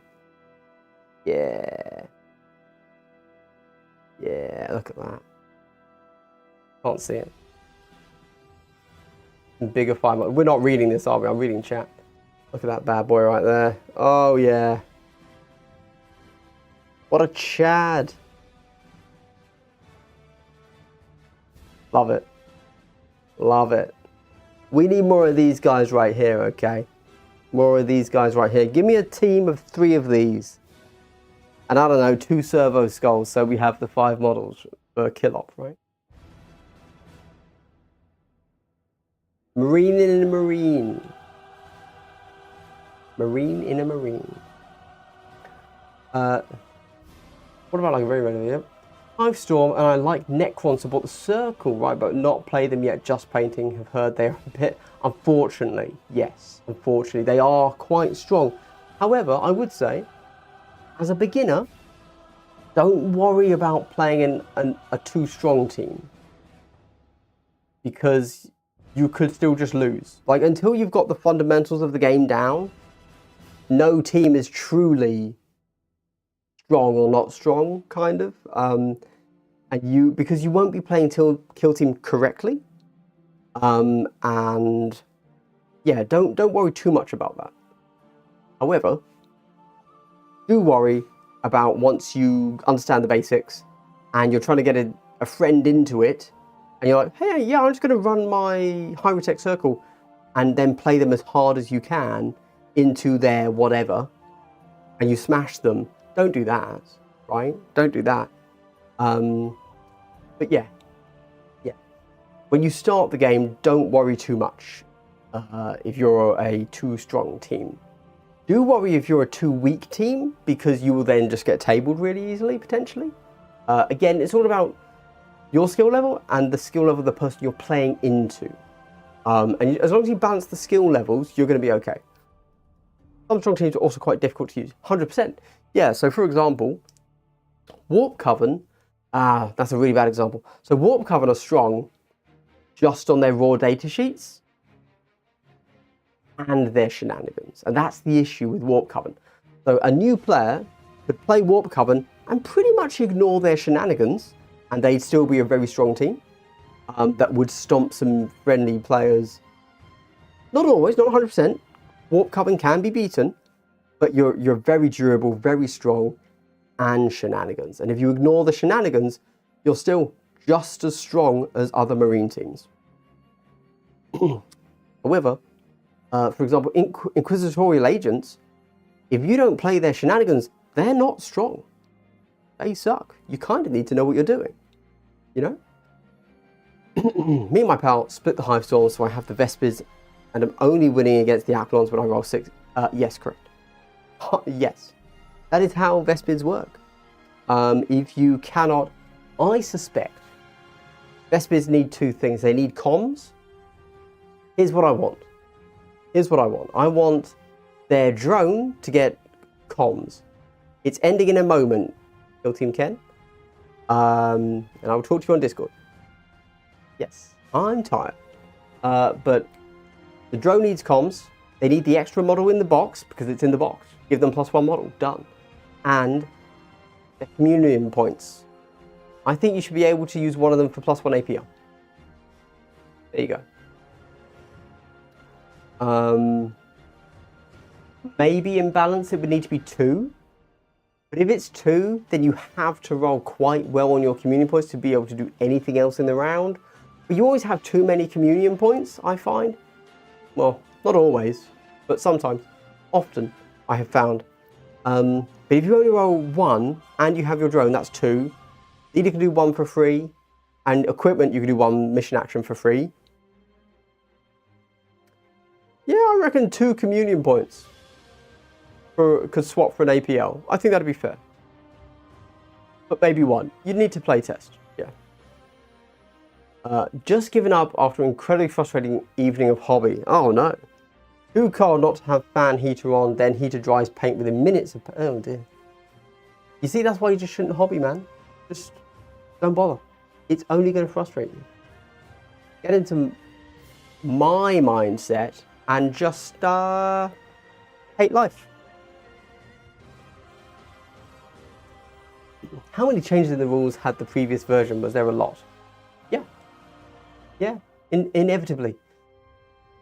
I couldn't tell you how many. So there are erratas, where you are fixing typos, plus the occasional kind of change of certain rules. I don't know. Yeah. But then you also have balance changes.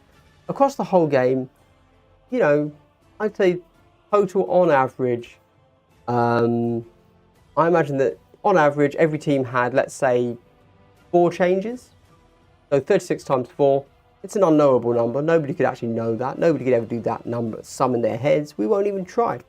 But obviously, that means that some of them had like 12 changes, and then some of them had no changes, right? So I think, like, famously, Corsairs never got a change because they were just perfectly 50-50 win rate the entire edition, which is hilarious. But yeah, so that's kind of a thing. But if you also include all of the core rules changes, then there's quite a few. Only used Vespid twice, but they were fun. Man, my Vespids are so hot and cold, right? Like, yeah. They're not a team you really want to take to a tournament. As I say that as somebody that took them to a tournament on Saturday, okay? It is rough when you make good moves and the dice just don't do things, and you haven't, like, made a mistake, just you are hitting on 4s with only 1 reroll, and that's your team. You haven't, like, misplaced, so you don't have your reroll buff or anything like that. It's just, yeah, nice suck. Cool. It's real rough team. And again, unless you are rolling outrageously hot, you are never taking out a Marine team. But other teams can take out Marine teams, you know?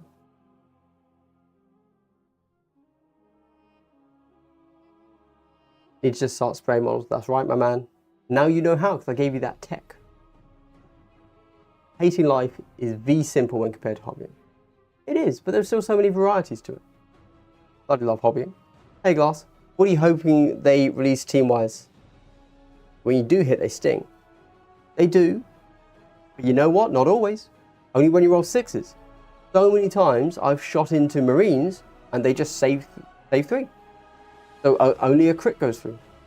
It's like, oh. Or only my Dev 2 goes through. It's like, oh, okay. Genuinely though, thinking about it, I played 4 games on Saturday. I think out of all of those times, I rolled 2 crits. I think in only two dice rolls. That's it. I was not a killy team. I couldn't kill Kroot. And they weren't saving. They weren't using their, like, double cover saves. Couldn't kill them. Moved up. Removed cover because I was within 2. They lived. It was very, very frustrating. Man. What am I hoping for team release-wise? So I've asked this a few times, but I could sit down and have a real good think about this, but ultimately I want Tyranids and I want Grey Knights. 100%. Whatever they do with those 2 factions, I want those. If they also do something cool with Deathwatch, I would also like Deathwatch. I think that's a good possibility for a new team that will kind of replace Phobos in the next year. Yeah.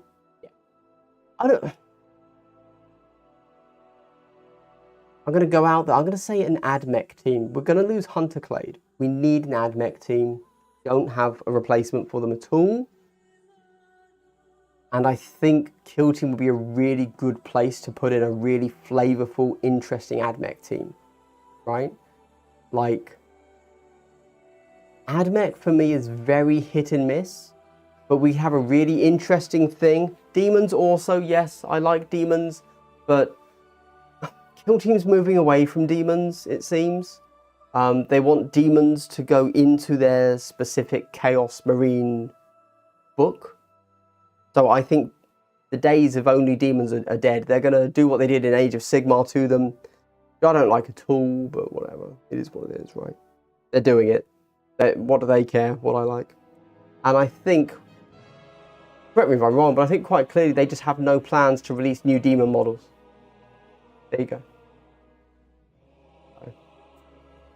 Really cringe.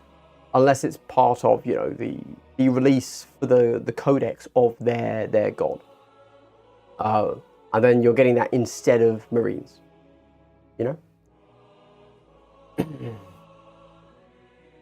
It would require new minis, but that's the point. Kill Team gets new minis. So that is 100% the thing, yeah. We get a new Xenomorph, awesome. So yeah, I think you can do something really interesting with AdMech. You can either make a little bit of a jumble up team, grab bag team, I don't know. So you take one of each of the different things. So it would be like, what would it be? It would be similar to the Cryptex, wouldn't it? So similar to the Hyrotech Circle, you have one or a selection of, but you get one in the box. What are they called? Archmagos? Magos? Magos. Or Engine Seal, whatever. And then you get a couple of dudes who are up to no good, trying to play basketball in the neighborhood. And that'd be interesting. So you could have, like, you know, it's the, whatever. What would it be called? It'd be called the Archmagos Bodyguard Maniple, right? Something like that. And so you could have your tech priest there, and that could be alongside like 2 rangers and a Scutari and like, yeah. You get super funky with it. And it would be a specific kind of bodyguard team. Or, more likely, because that's what GW is currently doing with Kill Team, you'd get a dual kit squad. One of these kits could be built as a new unit for AdMech. The other kit would be built as just the specialist version of it. But again, it would be a new unit, because AdMech doesn't need any new units refreshed, because they're all new-ish. So yeah, I reckon that would be the way. Archmagos Explorator team. There you go. Explorator Maniple. They like to use the word Maniple. Would you prefer a heavy warrior or elite focus team? Elite nid team would be sweet. Yep. Would you prefer a heavier warrior or elite focused team or a horde team for Tyranids? It'd be mixed. I reckon you're going to get whatever you get in the box, and then if you want, you can go and buy another team. That will be things you can add on. That's my thought process. Yeah. There you go. There you go. I played Harlequins versus Vespers. These bugs are so dice dependent. I was destroyed by them without any chances. They also have granted a shot. They also have guaranteed shot because of the lack of heavy terrain. So disgusting. My man, you are having a very different experience with Vespers than everybody else. But that can happen. Especially with what you're saying there. Lack of heavy terrain. You are not playing on the same... You're not playing on Volcus. I know that much. If they have a guaranteed shot, that's not right. They should not have guaranteed shots. They have to move, which would then put them into an easy to shoot position or counter position for you. But yeah, if they roll hot, they will smash your team specifically because you're only 8 wounds. Although 8 wounds is significantly easier to survive than... What would they need? They need 2 crits and then one of them to not be blocked, right? 4, 5, 6, 7. No, they need 2 crits. 2 crits to fully go through. you should be saving that on your 4-up involves, because they don't get to use piercing against you, which is a huge negative for them. Check your friend's dice. If he's rolling more than 1 crit on average per roll, he's hacked the dice.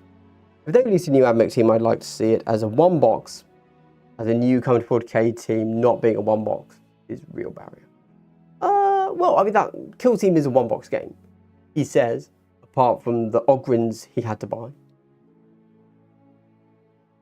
Gaunt's Ghosts, but Gaunt's Ghosts exist. It's not what Kill Team's doing, High Lord of Terror. It's good to want them. I have a box of them right there, okay? Right there, because they're awesome. But that's not going to be a Kill Team, because it already exists. Now, might we get some Tanith first?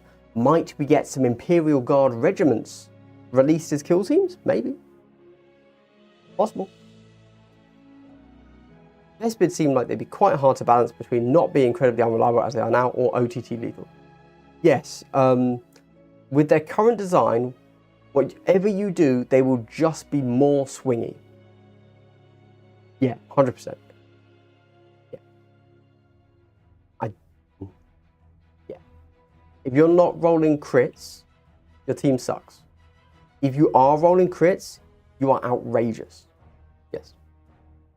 Got the minis, just need rules. Thanks for streaming, Andy. Off to bed. All right, tabletop involves. Have a good one. I'll see you tomorrow if I'm around.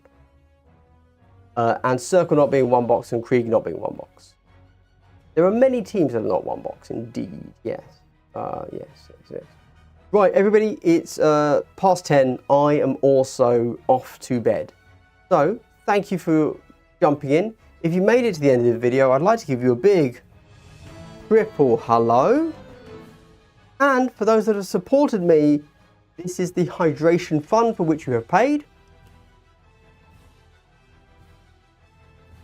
Thank you. The essence of life right there. And somebody in chat just shat themselves. That's delightful. Good. I think he's talking about the plot where they fly up 3 inches, they can do what kind. Oh. You don't do that once a turn though.